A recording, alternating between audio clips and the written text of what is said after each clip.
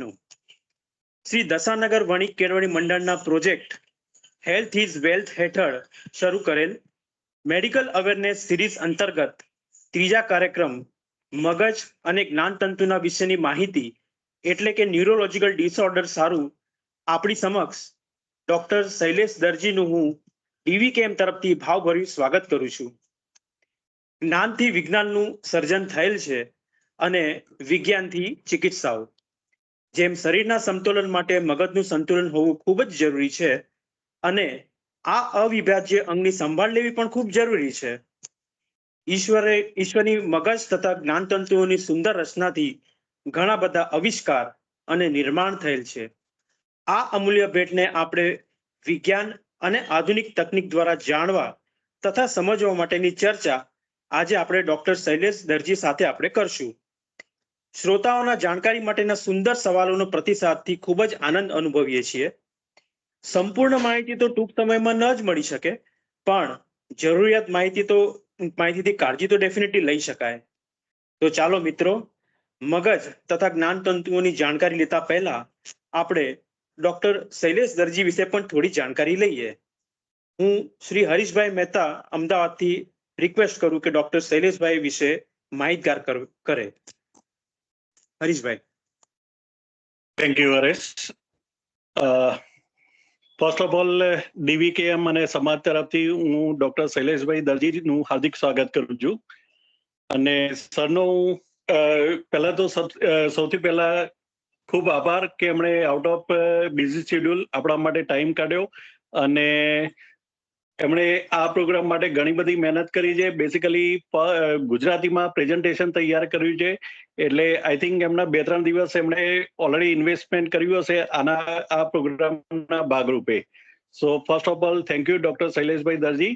અને સરનો પરિચય આપું તો સરે એમબીબીએસ અને એમડી મેડિસિન એમપી શાહ જામનગરથી કરેલું છે. ત્યારબાદ DM neurology Ahmedabad NHL hospital કે જે વીએસ હોસ્પિટલ તરીકે જાણીતી છે, એમાં એમણે ડીએમ ન્યુરોલોજી કર્યું. અને ડોક્ટર સુધીર શાહ સાહેબ જે અમદાવાદના ખ્યાતનામ ન્યુરોફિઝિશિયન છે અને પદ્મભૂષણ પણ છે, એમની સાથે 5 વર્ષ કામ કરેલું છે. અને સરની અત્યારે અમદાવાદ ખાતે બાપુનગર એઝ વેલ એઝ નારણપુરામાં બી ક્લિનિક છે. અને છેલ્લા 10 વર્ષથી સર પ્રાઇવેટ પ્રેક્ટિસમાં છે. અને આ સિવાય બેસિકલી ન્યુરોલોજી ડિસઓર્ડરમાં એપિલેપ્સી માટે જે ઘણી બધી સ્ટિગ્મા હોય છે કે પેશન્ટે આ કરવું જોઈએ, આ ના કરવું જોઈએ, એના માટે એમણે ઘણા બધા અવેરનેસ પ્રોગ્રામો કરેલા છે. એમને દિવ્ય ભાસ્કર, નવગુજરાત સમય એઝ વેલ એઝ ગરવી ગુજરાતમાં બી ઘણા બધા આર્ટિકલ લખેલા છે. અને એમના લાઈવ પ્રોગ્રામ રેકોર્ડ થયેલા છે, જે YouTube as well as Facebook ઉપર અત્યારે આપણે જોઈ પણ શકીએ. અને એ સિવાય સરને ખાસ ઇન્ટરેસ્ટ એમનો nature photography as well as bird ફોટોગ્રાફીમાં પણ છે. અને રિસન્ટલી સરે હોલો સન એટલે બેસિકલી સૂર્યમાં એક આભા મંડળ થાય એના સ્પેશિયલ ફોટોગ્રાફ્સ ક્લિક કરેલા, જે દિવ્ય ભાસ્કરમાં હમણાં જે પબ્લિશ કરવામાં આવેલા છે, જસ્ટ 10 થી 15 દિવસ પહેલા. એ સિવાય હું કહું તો સરનું સારું એવું કોન્ટ્રીબ્યુશન ન્યુરોલોજી વિશે છે. અને એમાં બેસિકલી ઘણી વખત એ ન્યુરોલોજીકલ ડિસઓર્ડર એ ટાઈપના હોય છે કે એમાં મગજમાં જે કંઈ પણ ડેમેજ થઈ ચૂક્યું છે એ સેલ્સ ફરીથી રિજનરેટ થતા નથી, એટલે કે ફરીથી એ સજીવન થઈ શકતા નથી. તો એમાં મેડિકલ સાયન્સની થોડીક લિમિટેશન્સ આવે છે, લાઈક મેડિસિન્સ પણ એમાં કામ નથી કરતી. તો એના માટે સરે અલગથી સ્પિરિચ્યુઅલિટી એન્ડ ન્યુરોલોજી એટલે કે એવા ડિસીઝ હોય કે જેમાં પેશન્ટનો will power as well as imagination અને મેડિટેશન્સથી આ બધા રોગ ઉપર થોડો ઘણા અંશે કાબુ મેળવી શકાય અને પેશન્ટની હેલ્ધી લાઈફસ્ટાઈલ પેશન્ટ જીવી શકે. એ ઉપરાંત સરે ઓલ્સો પ્રિવેન્ટિવ મેડિસિન્સ એટલે કે ન્યુરોલોજીકલ ડિસઓર્ડર લાઈક સ્ટ્રોક છે અથવા તો બીજા બધા અલ્ઝાઇમર, ડિમેન્શિયા કે એ ટાઈપના રોગ ન થાય એના માટે પણ સારું એવું કોન્ટ્રીબ્યુશન કરેલું છે. તો હવે I would like to invite Dr. Shailesh Darji for his presentation. Thank you, sir.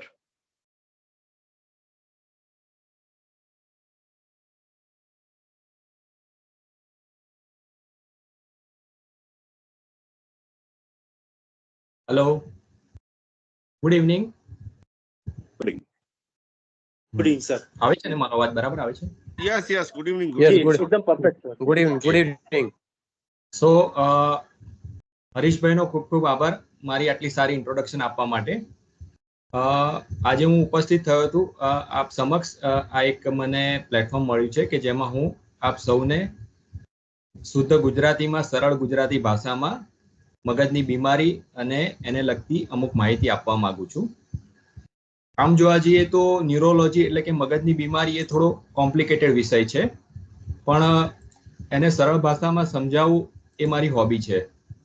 ને હું સતત એવા પ્રયત્ન કરતો હોઉં છું કે હું એને સાદી અને સરળ ભાષામાં સમજાવું. આપ સૌ મારું પ્રેઝન્ટેશન જોઈ શકો છો? Yes, sir. Yes sir. Yes sir. હવે હું ઓકે, ચલો હું શરૂ કરું છું. તો આ પ્રથમ સ્લાઇડમાં તમે જોઈ શકો છો કે આપણું મગજ છે એનો એક આ ઇમેજ છે કે જેમાં બતાવે છે કે એ કેટલું કોમ્પ્લેક્સ અને કોમ્પ્લિકેટેડ છે અને એના અલગ અલગ ભાગો છે. તો હમણાં જ રિસેન્ટલી એક એવી ઘટના બની કે જેમાં સહસ્ત્રા અવધાન એવી એક ઘટના બની મુંબઈની અંદર કે એક જે જૈન મુનિ છે તેમણે અખંડ તપ અને પરિશ્રમથી આ ચમત્કાર કરીને બતાવ્યો, જે લગભગ 650 વર્ષ પછી ફરીથી થયું. તો એની અંદર એમણે મેમરીનો ઉપયોગ કરીને 1000 વસ્તુઓ યાદ રાખી હતી. આ પ્રોગ્રામ સતત 6 કલાક ચાલ્યો હતો અને મેં મોટાભાગનો પ્રોગ્રામ લાઈવ યુટ્યુબ પર જોયો હતો. તો એ દરમિયાન એમણે 1000 વસ્તુઓ અલગ અલગ રીતે યાદ રાખી અને એને પાછી રિપ્રોડ્યુસ કરી જ્યારે એનો આન્સર આપવાનો આવ્યો. તો આ એક મગજની સુપર કોમ્પ્યુટર જેવી સિદ્ધિ છે કે જે ખરેખર એક ન્યુરોફિઝિશિયન તરીકે અમને પણ બહુ અચરજ થાય કે આવું પણ શક્ય છે આજના જમાનામાં. આ લેખ વાંચવા જેવો છે અને આની લગતી માહિતી તમને યુટ્યુબ પર અથવા તો ગૂગલમાં મળી જશે. તો આવી રીતે જોઈએ તો આપણું મગજ છે એને ચેતાતંત્ર કહેવાય છે, કેમ કે એ ચેતાતંત્ર અથવા નર્વસ સિસ્ટમ છે એમાં ખાલી મગજ નથી આવતું, પણ એની સાથે કરોડરજ્જુ અને તેમાંથી નીકળતી ચેતાઓ તથા સ્નાયુઓ સાથેનું તેમનું જોડાણ આવે છે. તો મૂળભૂત રીતે આપણે જોઈએ તો ચેતાતંતુનું મુખ્યત્વે મેઇન કામ શું છે કે શરીરનું હલનચલન, જે આપણને વર્ષોથી ખબર છે કે જે માઇક્રો ઓર્ગેનિઝમ્સ છે, વંદા છે, ગરોળી છે, રેપ્ટાઇલ્સ છે કે જે બી એનિમલ્સ છે, બધામાં નર્વસ સિસ્ટમ હોય જ છે. અને જે મૂળભૂત રૂપે પ્રારંભિક એનું જે કામ હતું વર્ષો જૂનું એ શરીરની હલનચલનનું છે. પણ જેમ જેમ ઇવોલ્યુશન થયું તેમ તેમ એને નવા કામો મળતા ગયા અને મનુષ્ય બીજા પ્રાણીઓ કરતા વિશિષ્ટ અને ઉત્કૃષ્ટ છે. તેનું કારણ માનવની ચેતાતંત્રની કાર્યરચના અને પદ્ધતિ છે. તો આપણું કામ ખાલી હલનચલનનું નથી, પણ બીજું ઘણું બધું ચેતાતંતુ કરે છે. ખાસ કરીને મગજનું જે કોર્ટેક્સ છે તે અતિ વિકસિત છે અને જટિલ છે, જે મનુષ્યને બુદ્ધિ ચાતુર્ય, તર્ક શક્તિ, સ્મરણ શક્તિ અને ભાષાનું જ્ઞાન બક્ષે છે. તો આમ જોવા જઈએ તો આ બધી સિદ્ધિઓ આપણા મનુષ્યના મગજે વિકસાવી છે. અને એવું કહેવાય છે કે આ સતત ઇવોલ્યુશનની પ્રોસેસ છે. આજથી 1000 વર્ષ પછી, 5000 વર્ષ પછી મનુષ્યનું મગજ ઓર વિકસિત થયું હશે અને કંઈક નવા ચમત્કારો એ કરી શકશે. તો એમ જોવા જઈએ તો છેલ્લા 17,000 વર્ષથી માણસનું મગજ સતત આવી સમજણ શક્તિ કેળવતી રહ્યું છે. આજથી 17,000 વર્ષ પહેલા માણસનું મગજ વિચાર કરતું થયું હતું. એ જે બુદ્ધિ શક્તિ આવી એનો વિકાસ સતત થઈ રહ્યો છે. અને માણસ જ એક એવો વ્યક્તિ છે, મનુષ્ય જ એક એવી વ્યક્તિ છે કે જે પોતે પોતાની જાત સાથે વાત કરી શકે છે અને સમજી શકે છે કે હું કંઈક વિચારી રહ્યો છું. તો વિચારનો પણ વિચાર એ મનુષ્ય જ કરી શકે છે. એટલું ડીપલી તમે જાણી શકો છો તમારી જાત વિશે. તો આ છે મુખ્યત્વે હ્યુમન બ્રેનના મેઇન પાર્ટ્સ. આ ઇમેજીસની અંદર તમને એટલું ખબર નહીં પડે, પણ મેઇન જે પાર્ટ્સ છે તેમાં આગળનું જે ફોર બ્રેઇન છે, મિડ બ્રેઇન છે અને હાઇન્ડ બ્રેઇન છે કે જેમાં સ્પાઇનલ કોર્ડ ને મેડ્યુલા હોય છે, અને એ સિવાય અલગ અલગ કોર્ટેક્સનો એરિયા બતાવ્યો છે. તો જનરલી આપણે જ્યારે પણ કોઈ ન્યુરોલોજીકલ બીમારીનું પેશન્ટ આવે કે કોઈ તકલીફ એને આવે તો અમે સૌથી પહેલા એને લોકલાઇઝેશન કરતા હોય છે કે આ બીમારી કયા કારણથી થઈ હશે, એનું એરિયા એક્ઝેક્ટલી કયો હશે. જેમ કે કોઈ વ્યક્તિ એમ કે મને માથું દુખે છે તો ઓબ્વિયસલી આપણને ખ્યાલ આવે કે આ બ્રેન રિલેટેડ પ્રોબ્લેમ હશે. કોઈ એમ કે મને ચાલવામાં બેલેન્સ નથી રહેતું તો એનો પ્રોબ્લેમ મલ્ટિપલ પ્રોબ્લેમ હોઈ શકે, અને બ્રેઇનમાં પ્રોબ્લેમ હોઈ શકે, સ્પાઇનમાં પ્રોબ્લેમ હોઈ શકે, સ્પાઇનમાંથી જે ચેતાતંતુની નસો નીકળે છે જેને રૂટ્સ અને પ્લેક્સસ કહેવાય છે એમાં પ્રોબ્લેમ હોઈ શકે, નર્વ્સમાં કોઈ પ્રોબ્લેમ હોઈ શકે, ન્યુરોમસ્ક્યુલર જંકશન એટલે કે જ્યાં ચેતાતંતુની નસો અને સ્નાયુનું જોડાણ થતું હોય છે એમાં પ્રોબ્લેમ હોઈ શકે, અથવા સ્નાયુની નબળાઈ હોઈ શકે, અથવા તો આ બીમારી મલ્ટીફોકલ અથવા ડિફ્યુઝ હોઈ શકે, એટલે મલ્ટિપલ લેવલે પ્રોબ્લેમ હોઈ શકે. સો આ બે સિન્ડ્રોમ અલગ અલગ છે. કોઈ ખાલી એમ કે મને માથું દુખે છે તો સીધું અમને ખબર પડે કે આ બ્રેઇનનો પ્રોબ્લેમ છે, પણ કોઈ એમ કે મને ચાલવામાં બેલેન્સ નથી રહેતું તો એ પ્રોબ્લેમ આખો અલગ થઈ જાય, કેમ કે એના મલ્ટિપલ કારણો હોઈ શકે. તો એ બંને બીમારીઓ અલગ અલગ છે અને બંનેનું નિદાન ને તપાસને પ્રોસેસ અલગ થાય છે. તો એવી રીતે લોકલાઇઝેશન એ બહુ જ અગત્યની વસ્તુ છે. બીજું છે એનું કારણ શું છે. જ્યારે બી તમે કોઈ ન્યુરોફિઝિશિયન એની ઓપીડીમાં પેશન્ટ તરીકે જશો તો ન્યુરોફિઝિશિયન એના મગજમાં બે જ પ્રોસેસ કરતું હોય છે કે આની બીમારી કઈ જગ્યા હશે અને એનું કારણ શું હશે. તો કારણ તરીકે એના અલગ અલગ કારણ હોય છે જે અમે મેડિકલમાં સ્ટડી કરતા હોય છે. વાસ્ક્યુલર એટલે કે બ્રેન સ્ટ્રોક જેવું હોઈ શકે, લોહી ઓછું પહોંચતું હોય. ઇન્ફેક્ટિવ એટલે કોઈ ઇન્ફેક્શન હોય, ધારો કે મગજમાં ટીબીની ગાંઠ થઈ હોય. મેટાબોલિક એટલે કે કોઈ કેમિકલ ઇમ્બેલેન્સને કારણે થયું હોય, જેમ કે સોડિયમ ઘટી જવું. ન્યુટ્રિશનલ એટલે કે કોમનલી B12 ડેફિશિયન્સી આપણને ખબર છે એ કારણ હોઈ શકે. કોઈ ડ્રગ્સ કે ટોક્સિનની અસર, કોઈ કે મને ચક્કર આવે છે, પૂછો તો કે કઈ શરદીની કે એલર્જીની દવા લીધી તો એને કારણે પણ ચક્કર આવી શકે. જીનેટિક કોઈ કારણ છે, કોઈ એવી કણાપ સૂત્ર કે DNA ને લગતી બીમારી છે જેને કારણે થયું છે. ઓટોઇમ્યુન અને ઇન્ફ્લામેટરી કારણો છે, જેમ કે વાની બીમારી હોય, ટ્રોમેટિક કમ્પ્રેસિવ સ્ટ્રક્ચરલ છે એટલે કોઈને પડી વાગી ગયું અથવા નસ દબાઈ ગઈ. ડિજનરેટિવ એટલે ઉંમરને કારણે જે થાય એ પ્રકારની બીમારી. કન્જેનાઇટલ એટલે જે નાનપણ જે રહેતી હોય એ ટાઈપની બીમારી. ફંક્શનલ મેલિંગરી ટેન્શનને કારણે કે સ્ટ્રેસને કારણે એ બીમારી પેદા થતી હોય. તો આ બધા અલગ અલગ ફેક્ટર કે જે અમે ઓપીડીના શોર્ટ ટાઈમમાં એનાલિસિસ અને અમે સમજતા હોય છે કે આમાંથી શું કારણ હોઈ શકે પેશન્ટની બીમારી. એ પ્રમાણે અમે સજેસ્ટ કરતા હોય. તો આ એક બહુ કોમ્પ્લેક્સ અને કોમ્પ્લેક્સ સબ્જેક્ટ છે.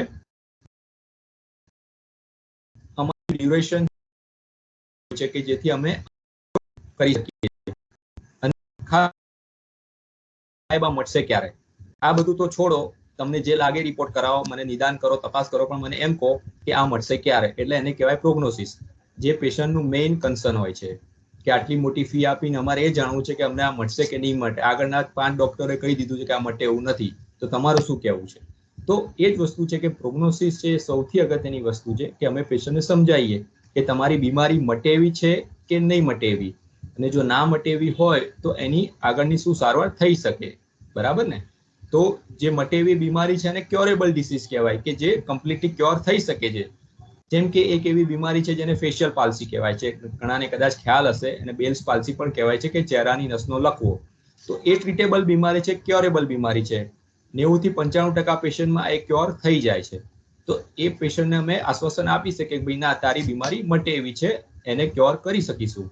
પણ અમુક બીમારી એવી હોય છે કે જે ફેશિયલ પાલ્સી જ હોય પણ એનું કારણ કંઈક અલગ હોય અને એ બીમારી મટે એવી ના હોય. તે બ્રેઇનમાં એવી દુર્લભ ગાંઠ થઈ હોય, કોઈ રેર ડિસીઝ હોય કે જેને કારણે ચહેરાની નસ દબાઈ ગઈ હોય, કોઈને જબરદસ્ત એક્સિડન્ટ થયો હોય, ક્યાંક નાનું ફ્રેક્ચર થયું એને કારણે નસ તૂટી ગઈ હોય. તો એવા કેસમાં એની રિકવરી ના આવે તો અમે એને સમજાય કે ભાઈ આમાં આ ક્યોરેબલ નથી, પણ તું એની કેર લઈ શકે તો એ બીમારી એવી પણ નીકળી શકે. તો એ પ્રમાણે ન્યુરોલોજીસ્ટ શું પ્રાર્થના કરે? Dear God, grant me the serenity to accept and care for the neurological disorders which I cannot cure, the courage to cure the disorder which I can, and the wisdom to know the difference. So મારે ભગવાન એ જ પ્રાર્થના કરવી છે કે મને એટલું knowledge આપ, એટલું વિઝડમ આપ કે હું જાણી શકું કે આ દર્દીની બીમારી ક્યોર થઈ શકે એવી છે કે નહીં, અને એને જો ક્યોર ના થઈ શકતી હોય તો એની કેર કેવી રીતે કરવી. તો આ વસ્તુ છે જે ન્યુરોફિઝિશિયન વિચારતા હોય છે. તો આપણે જાણીએ તો સમાજમાં ઘણા બધા બ્રેઇન રિલેટેડ મિથ્સ પ્રવર્તમાન હોય છે. મિથ્સ એટલે કે એવી વાયકાઓ, તથ્ય નથી એવી વસ્તુઓ, જેમ કે we only use 10% of our brain. તો એ સાચું નથી, કેમ કે આ મિથ છે વર્ષોથી ચાલી રહ્યું છે. બધા એવું કહેતા હોય કે તમે તો 10% જ મગજ વાપરો છો. So the physiology of brain mapping suggests that all areas of the brain have a function and they have used nearly all the time. કેમ કે જે ફંક્શનલ MRI નામની એક સ્ટડી આવે છે કે જેમાં મગજનો MRI એના જીવતા જાગતા ડાયનેમિક સ્ટડી હોય છે અને ફંક્શનલ MRI કહેવાય. તો એની અંદર આપણને ખબર પડે છે કે 24 અવર ઇન્ટુ 7 મગજના અલગ અલગ એરિયા કામ કરતા જ હોય છે. એટલે એવું નથી કે મગજનો પર્ટિક્યુલર એરિયા 10% જ કામ કરે છે. હા, પણ એ વસ્તુ છે કે જેટલું બી તમે મગજને વધારે વાપરો એટલું એ તમને હેલ્પ કરી શકે છે. Male and female brains process information differently, એ પણ સાચું નથી, કેમ કે human brains are same in male and female both. there is no much difference. you are either left side or right sided dominant, એવું પણ નથી હોતું, કેમ કે રાઈટ અને લેફ્ટમાં ડિવાઈડ કરેલું હોય છે. અમુક ફંક્શન છે રાઈટ બ્રેઇનના છે, અમુક ફંક્શન છે લેફ્ટ બ્રેઇનના છે. બ્રેઇન પ્લાસ્ટિસિટી સ્ટોપ્સ વિથ એજ, એ પણ સાચું નથી. અને આના પર અત્યારે બહુ જ સંશોધનો ચાલી રહ્યા છે જેને ન્યુરોપ્લાસ્ટિસિટી કહે છે, જે બતાવે છે કે ગમે તેવો મેજર સ્ટ્રોક આવ્યો હોય એ પછી પણ પેશન્ટ રિકવર થઈ શકે છે because of brain plasticity. That means કે આપણું મગજ છે પ્લાસ્ટિક જેવું છે કે એને તમે મોડિફાઈ કરી શકો છો. then memory always declines as you get older, એ પણ એટલું સાચું તો નથી જ, કેમ કે મેમરીના અલગ અલગ પાર્ટ્સ હોય છે, જેમ કે લોંગ ટર્મ મેમરી હોય, શોર્ટ ટર્મ મેમરી હોય, અટેન્શન મેમરી હોય. તો એવું કહેવામાં આવે છે કે જ્યારે ઉંમર થાય છે ત્યારે નોર્મલી જે શોર્ટ ટર્મ મેમરી છે કે જે રિસેન્ટ મેમરી છે અથવા થોડી અટેન્શન ડેફિસિટ થઈ શકે, પણ લોંગ ટર્મ મેમરી હંમેશા પ્રિઝર્વ રહે છે. એટલે કે જે જૂનું છે બધું પેશન્ટને યાદ હોય છે, ખાસી મોટી ઉંમર સુધી બી પેશન્ટને યાદ હોય છે. એટલે ઇન જનરલ એવું કહેવું ભૂલ ભરેલું છે કે memory always decline. So not all type of memory decline. Okay, હવે હું તમને થોડી ઘણી બેઝિક જે બીમારીઓ છે જે આપણે નાના મોટા ઘરમાં, ફેમિલીમાં, આજુબાજુ, રિલેટિવ, પડોશમાં ક્યાંક ને ક્યાંક આ બધું સાંભળવામાં આવતું હોય છે. જેમ કે એક મેઇન બીમારી છે સ્ટ્રોક, એટલે કે પક્ષાઘાત અથવા લકવો. બીજું છે માઇગ્રેન, એટલે કે આધાશીશી અથવા અર્ધશીશ પીડા. પાર્કિન્સન ડિસીઝ, એટલે કે કંપવાત. એપિલેપ્સી, એટલે કે વાઈ ખેંચ, તાણ ઓર મિર્ગી. ડિમેન્શિયા, એટલે કે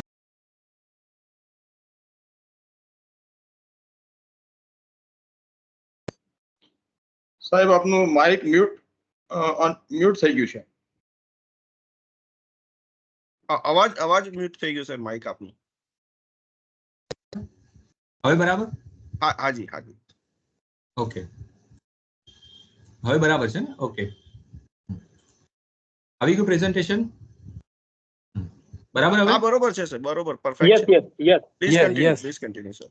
તો આ એક ડિટેલ્સ લિસ્ટ છે કે જે મગજની અલગ અલગ બીમારીઓ વિશે સમજાવ્યું છે, કે જેમાં મગજની જે કોમાની અવસ્થા હોય, પછી એપિલેપ્સી મેં કીધું, એ પેરાલિસિસ, હેમરેજ થવું મગજની અંદર, એમાં પણ પેરાલિસિસ થઈ શકે. પછી ઇન્જરી, ટ્રોમા, બ્રેઇન ટ્યુમર હોઈ શકે, પેશન્ટને મેનિન્જાઇટિસ છે અથવા પરુની ગાંઠ હોય, એન્સેફેલાઇટિસ એટલે કે મગજનો એક જાતનો વાયરસનો હુમલો, જેને કહેવાય ને વાયરસને કારણે મગજમાં અસર થતી હોય છે.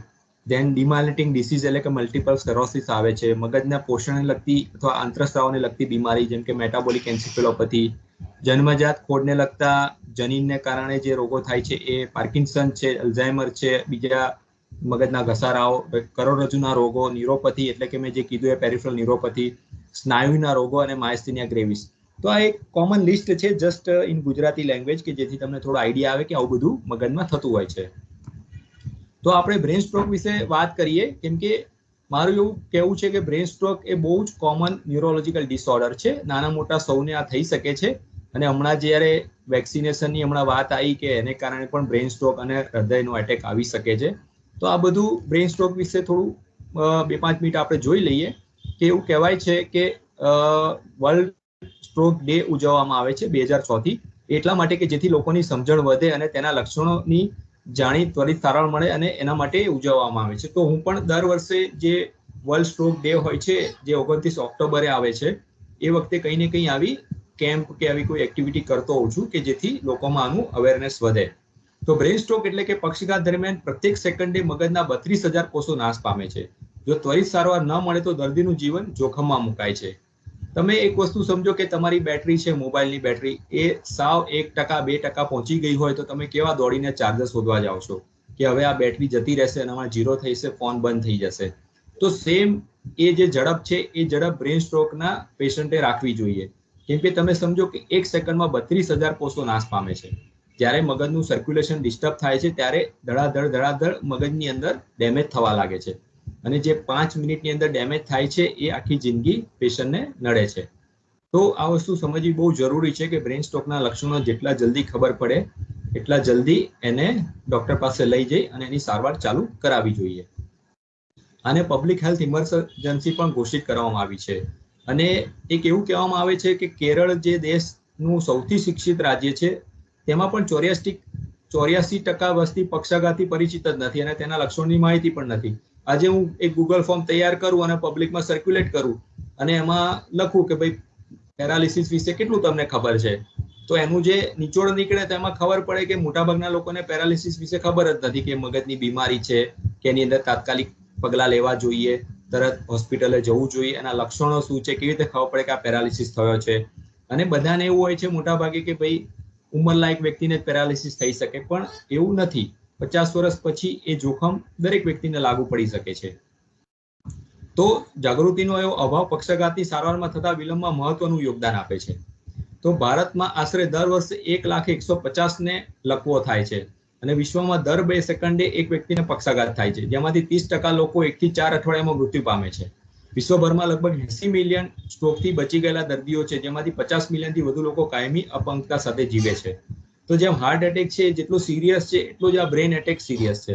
અને એમાં તમે જોઈ શકો છો કે જે લોકો મૃત્યુમાંથી બહાર આવે છે, મૃત્યુ નથી પામતા, એ લોકો ડિસેબલ થઈ જાય છે અને અપંગતા સાથે જીવે છે. તો આ બહુ જરૂરી છે કે આપણે આને ધ્યાન આપીએ. ઘણા લોકો માટે સ્ટ્રોક પછી જીવન પહેલા જેવું રહેતું નથી, પરંતુ યોગ્ય સારવારને સંભાળથી અર્થપૂર્ણ જીવન જીવવું પણ શક્ય બને છે. આમ લાખો પક્ષાઘાતથી બચી ગયેલા દર્દીઓ બતાવે છે કે સ્ટ્રોક પછી પણ હિંમતથી જીવવું શક્ય બન્યું છે. તો આજકાલ જે વધારે એક્સટેન્સિવ ટ્રીટમેન્ટ અવેલેબલ છે, મેડિકેશન ટ્રીટમેન્ટ, ફિઝિયોથેરાપી, રિહેબિલિટેશન, આ બધી સારવાર જો બ્રેન સ્ટ્રોકના દર્દીને મળે તો એનું જીવન પાછું પહેલા જેવું થઈ શકે છે. તો મોડર્ન મેડિસિનની આ જ એક મથામણ હોય છે કે દર્દીને પાછું પહેલા જેવો કરી દેવો. આ એક મગજનો ગંભીર રોગ છે અને 80% બ્રેન સ્ટ્રોક ઇસ્કેમિક હોય છે કે જેમાં મગજમાં લોહી પહોંચાડતી નળીમાં લોહીનો ગઠ્ઠો થાય છે અને એના પ્રવાહમાં અવરોધ આવે છે અને તરત લકવાના લક્ષણો દેખાય છે. તમે નહીં માનો પણ વિધિન સેકન્ડ પેશન્ટને પેરાલિસિસની અસર દેખાતી હોય છે. બાકીના 20%માં હેમરેજિક સ્ટ્રોક હોય છે કે જેમાં મગજના લોહીની નળી તૂટવાથી હેમરેજ થવાથી થાય છે. તો એને કહેવાય છે કે મગજમાં હેમરેજ થઈ ગયું અથવા બ્લીડિંગ થયું. તો આ એક મેડિકલ કટોકટી છે. તો એને કેવી રીતે જાણી શકાય? તો એના માટે અલગ અલગ ચિહ્નો આપવામાં આવ્યા છે. જેમ કે વ્યક્તિ એમ કે એને બેલેન્સનો પ્રોબ્લેમ થયો છે. મેં હમણાં તમને કે હું ચાલી નથી શકતો સરખું, તો બેલેન્સનો પ્રોબ્લેમ છે એના ઘણા બધા કારણો હોઈ શકે. પણ જો કોઈ વ્યક્તિ એવું કે અચાનક 1 સેકન્ડમાં બેલેન્સનો પ્રોબ્લેમ થઈ ગયો, આ બધું એકદમ ફાસ્ટ થતું હોય, તો એ ઇમ્પોર્ટન્ટ ગણાય. કોઈ એમ કે મને 6 મહિનાથી ચાલવામાં બેલેન્સ નથી રહેતું, તો બીમારી અલગ હોઈ શકે. કેમ કે બ્રેન સ્ટ્રોક કઈ 6 મહિના ના ચાલે, એ તો સેકન્ડની અંદર થઈ જાય. કોઈ એમ કે સડનલી બ્લરિંગ ઓફ વિઝન થયું, જોવામાં તકલીફ પડે છે, ડબલ દેખાય છે, તો એક બ્રેન સ્ટ્રોકનું લક્ષણ હોઈ શકે. ચહેરો ત્રાંસો થઈ જવો, સડનલી 1 સેકન્ડમાં 5 સેકન્ડમાં ચહેરો ત્રાંસો થઈ જવો, હાથ ઊંચકવામાં તકલીફ પડવી, પગના હલનચલનમાં તકલીફ પડવી, બોલવાનો અવાજ બદલાઈ જવો, સ્પીચમાં પ્રોબ્લેમ થવો, તો આ બધા બ્રેન સ્ટ્રોકના લક્ષણો છે. અને એવા દર્દીને તાત્કાલિક 108 બોલાવીને નજીકની હોસ્પિટલ કે જ્યાં સીટી સ્કેનની સગવડ હોય અને પક્ષાઘાતની ઝડપી સારવાર થતી હોય ત્યાં દર્દીને લઈ જવું જોઈએ. તો ઘણા લોકો એવું માનતા હોય છે કે આવું થોડું ઘણું જે નાનું મોટું થતું હોય છે, બીપીના વધઘટથી થતું હોય છે, કે પછી ગ્લુકોઝ ઘટી ગયું હશે, કે પછી નબળાઈ આવી ગઈ હશે, પણ એવું નથી હોતું. તમારે એને પ્રોપરલી ઇન્વેસ્ટિગેટ કરવું જ જોઈએ. તો મોટાભાગના દર્દીઓમાં ઇસ્કેમિક સ્ટ્રોક થતો હોય છે કે જેમાં લોહી પહોંચાડતી નળી બંધ થાય છે. તો આ પ્રકારના લકવાની સારવારમાં ખાસ કરીને આરટીપી અને ટેનેક્ટેપ્લેઝ નામના ઇન્જેક્શન અવેલેબલ હોય છે કે જે ઇન્ટ્રાવિનસ થ્રોમ્બોલાઇસિસ કહે છે. આ દવાથી લોહીનો ગઠ્ઠો ઓગળી જવાથી મોટાભાગના દર્દીઓમાં આંશિક અથવા પૂર્ણ રાહત થઈ શકે છે. ઘણા બધાને આ ખબર નથી હોતી કે શરૂઆતના જે 4.5 કલાક છે લકવાના દર્દીના, એને ગોલ્ડન અવર્સ કહેવાય છે. કેમ કે એ ગોલ્ડન પીરિયડ દરમિયાન જો તમે હોસ્પિટલ પહોંચી જાઓ અને આ ઇન્જેક્શન જો તમને મળી જાય તો ડેફિનેટલી તમને એનો ફાયદો મળે છે. પણ સૌ પ્રથમ તો ઘણીવાર દર્દીને ખ્યાલ જ નથી આવતો કે આ લકવાના લક્ષણો છે. પછી ખબર પડે તો પણ નજીકના દવાખાનામાં બતાવવાનું વિચારે અને પછી લાગે કે તકલીફ વધતી જાય છે, તો ટ્રાફિકની સમસ્યાને કારણે પણ દર્દી સમયસર પક્ષાઘાતની સારવાર મળતી હોય તેવી હોસ્પિટલ પહોંચી શકતો નથી. કેમ કે ટ્રાફિક છે, મેટ્રો સિટીમાં આ બધા ઇસ્યુ છે. એટલા માટે જ ફોરેનમાં તો હવે હેલિકોપ્ટરની વ્યવસ્થા છે કે સ્ટ્રોકના પેશન્ટને સીધું હેલિકોપ્ટરમાં લઈ અને હોસ્પિટલમાં ઉતારે અને વિધિન 4.5 અવર્સ આ બધી ટ્રીટમેન્ટ મળી જાય. તો આ જાણવું બહુ જરૂરી છે કે જો તમને આ ગોલ્ડન પીરિયડ દરમિયાન તમે હોસ્પિટલે પહોંચો તો ખાસ તમે આ આઈવી થ્રોમ્બોલાઇસિસનું ડિસ્કસ કરી શકો છો ડોક્ટર સાથે.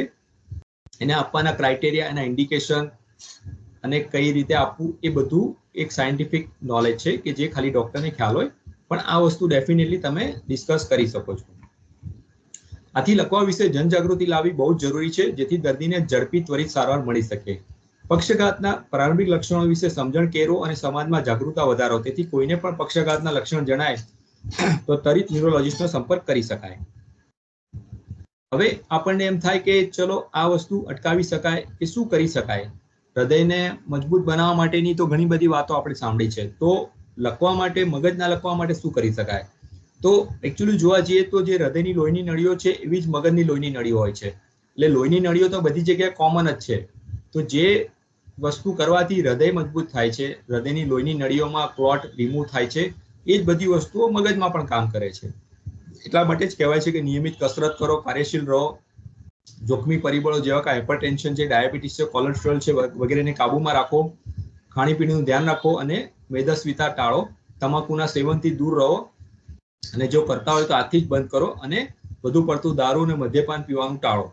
આ સિવાય એક તાજેતરમાં એવું જોવામાં આવ્યું છે કે વાયુ પ્રદૂષણ અથવા તો એર પોલ્યુશન, તેનાથી પણ બહુ જ તકલીફ થઈ શકે છે પેશન્ટને.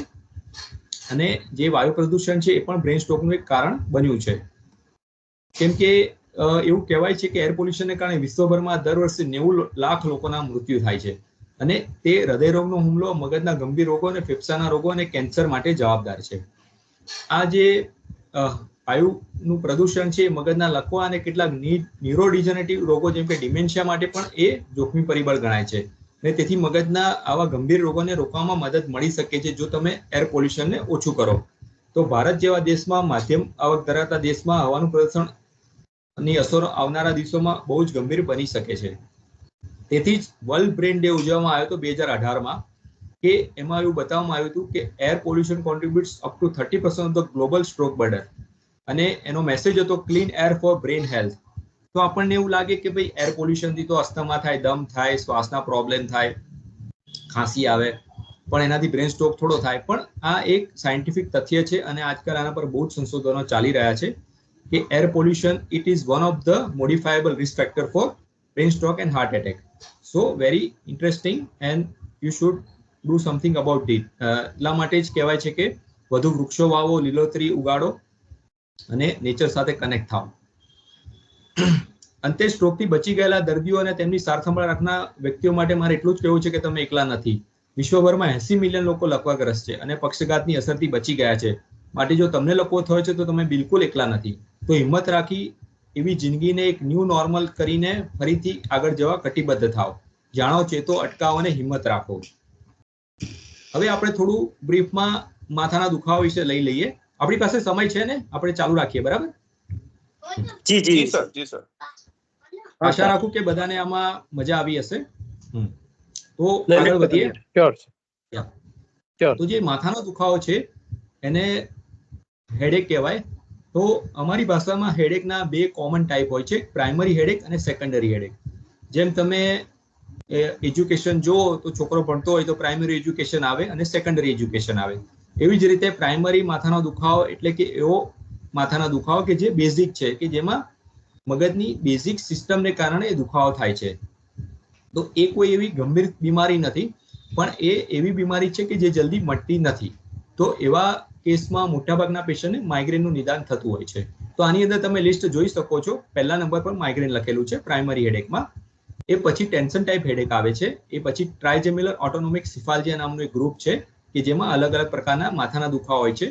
અને એ સિવાય અમુક સ્ટેબિંગ હેડેક અને ફિઝિકલ એક્ટિવિટી ટ્રિગર હેડેક છે. તો આ જે પ્રાઇમરી હેડેક છે એ બહુ કોમન છે. અમારી રૂટીન પ્રેક્ટિસમાં સમજો ને કે 90% દર્દીઓ પ્રાઇમરી હેડેકના હોય છે, કેમ કે એ એક બેઝિક બીમારી છે.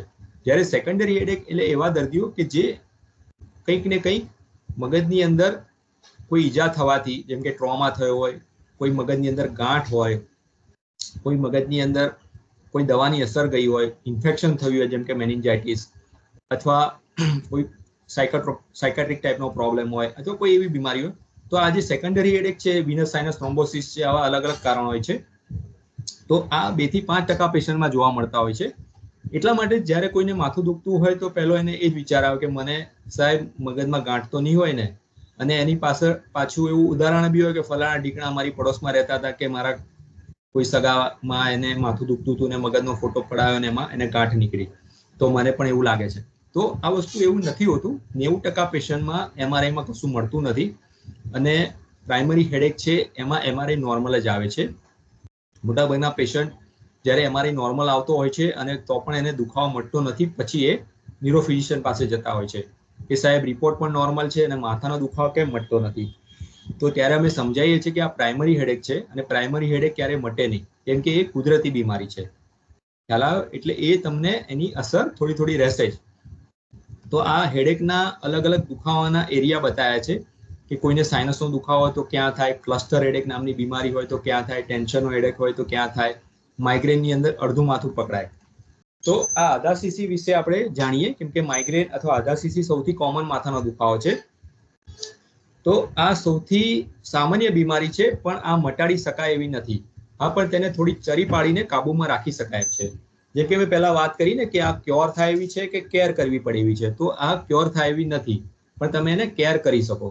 તો આધારશીશીમાં અમુક પરિબળોથી માથાનો દુખાવો ઓછો થાય છે, દુખાવો શરૂ થાય છે, તેને ટ્રિગર કહે છે. આવા ઘણા પરિબળો છે, પરંતુ અમુક સામાન્ય પરિબળો હું રજૂ કરું છું. સૌથી પહેલા તો દર્દીએ જમવાનો, તો આપણને એમ થાય કે જો આધારશીશી મટે એવું નથી તો આપણે શું કરી શકીએ? તો મોટાભાગે જે આધારશીશીનો દુખાવો છે ટ્રિગર બેઝ હોય છે. અમુક જે કોમન ટ્રિગર છે, ટ્રિગર એટલે એવા પરિબળો કે જે વ્યક્તિને અનુભવાય તો એને કારણે એને માઇગ્રેનનો એપિસોડ આવે. તો એક વસ્તુ સમજો કે જે આધારશીશીની બીમારી છે કે માઇગ્રેન જે કહેવાય છે એ એપિસોડિક બીમારી છે. ધેટ મીન્સ કે એના એપિસોડ આવતા હોય છે. ઘણાને મહિનામાં 1 વાર થાય, ઘણાને મહિનામાં 10 વાર થાય, પણ એ કન્ટિન્યુઅસ ડેઇલી ના હોય કે રોજ રોજ માથું દુખે એવું ના હોય. તો આ એક એપિસોડિક બીમારી છે અને એના એપિસોડ છે ટ્રિગર થતા હોય છે અમુક ફેક્ટરથી. જેમ કે જમવાનો સમય નિયમિત ના હોય તો એ ટ્રિગર થઈ શકે. કોઈ દિવસ તમે ભૂખ્યા રહ્યા, ઉપવાસ કર્યો તો એ ટ્રિગર થઈ શકે. તો અમે પેશન્ટને એવું કહેતા હોય છે કે જમવાનો સમય નિયમિત રાખો, લાંબો સમય ભૂખ્યા નહીં રહેવું, ઉપવાસ કરવો નહીં, સવારે નાસ્તો બરાબર કરવો. તો આ બધા એના ઇમ્પોર્ટન્ટ ક્લોઝ છે. એક અભ્યાસ મુજબ 46% દર્દીમાં ઉપવાસ મુખ્ય પરિબળ હતું, તો એવા ઉપવાસ ના કરવા જોઈએ. તો જે દર્દીને આવી રીતે ઉપવાસ કરવાથી માથાનો દુખાવો થતો હોય છે, એ દર્દી ડોક્ટર જોડે જાય તો ડોક્ટર શું સલાહ આપે કે ભાઈ તમે ઉપવાસ કરવાનું બંધ કરી દો, તો તમને આ માઇગ્રેન જતું રહેશે અથવા માઇગ્રેન નહીં થાય. તો આને કહેવાય લાઇફસ્ટાઇલ મોડિફિકેશન. તો માઇગ્રેનની આ જ સારવાર છે. તો તમે ડોક્ટર પાસે દવા લખાવો કે પેઇન કિલર લો, એનો કોઈ મતલબ નથી. તમને જાણવું જોઈએ કે કયા ટ્રિગરથી મને માઇગ્રેનનો એપિસોડ આવે છે. એવા 50 ટ્રિગર છે. દરેક વ્યક્તિમાં એ ટ્રિગર અલગ અલગ હોય છે. ઘણાને પાણી પૂરતા પ્રમાણમાં ના પીતા હોય તો ટ્રિગર થઈ શકે, ડિહાઇડ્રેશન, ખાસ કરીને સમરમાં. ખાવામાં ખાસ કરીને વધારે પડતી ચીઝ લેતા હોય, ચોકલેટ, ખાટું, આથાવાળું, કેફીનયુક્ત ઠંડા પીણા, આઈસ્ક્રીમ, ચાઇનીઝ વાનગીઓ કે જેમાં એવા ઘટક જેમ કે આજીનો મોટો હોય છે, આ બધું જ આપણને બહુ ભાવે છે, પણ એ બધું જ માઇગ્રેન કરી શકે છે. એટલે આ બધું જ ભાવતું બંધ કરો એવી તો કોઈ ડોક્ટર સલાહ આપે નહીં, બરાબર? એટલે દવા લખી આપે. જેમને કોફી પીવાની ટેવ હોય તેમણે બહુ વધુ કોફી ના પીવી જોઈએ, અને જેમને ટેવ નથી તેમણે કોફી ન લેવી જોઈએ. કેમ કે કોફીમાં એવું છે કે કેફીન હોય છે, અને કેફીનની જે માત્રા છે એ એક લેવલ મેન્ટેન રાખવું જરૂરી છે. જો એ લેવલ વધી જાય તો પણ માઇગ્રેન ટ્રિગર થઈ શકે, અને લેવલ ઘટી જાય તો પણ માઇગ્રેન ટ્રિગર થઈ શકે. તો જે કોફી નિયમિત લેતા હોય એમણે એ પ્રમાણમાં કોફી લેવી જોઈએ. પછી દર્દીએ સુવાનો સમય નિયમિત રાખવો જોઈએ, વધુ ઓછી કે વધુ ના લેવી જોઈએ. આધારશીશીના દર્દીને તાપમાન અને હવામાનના ફેરફારોથી પણ અસર થાય છે.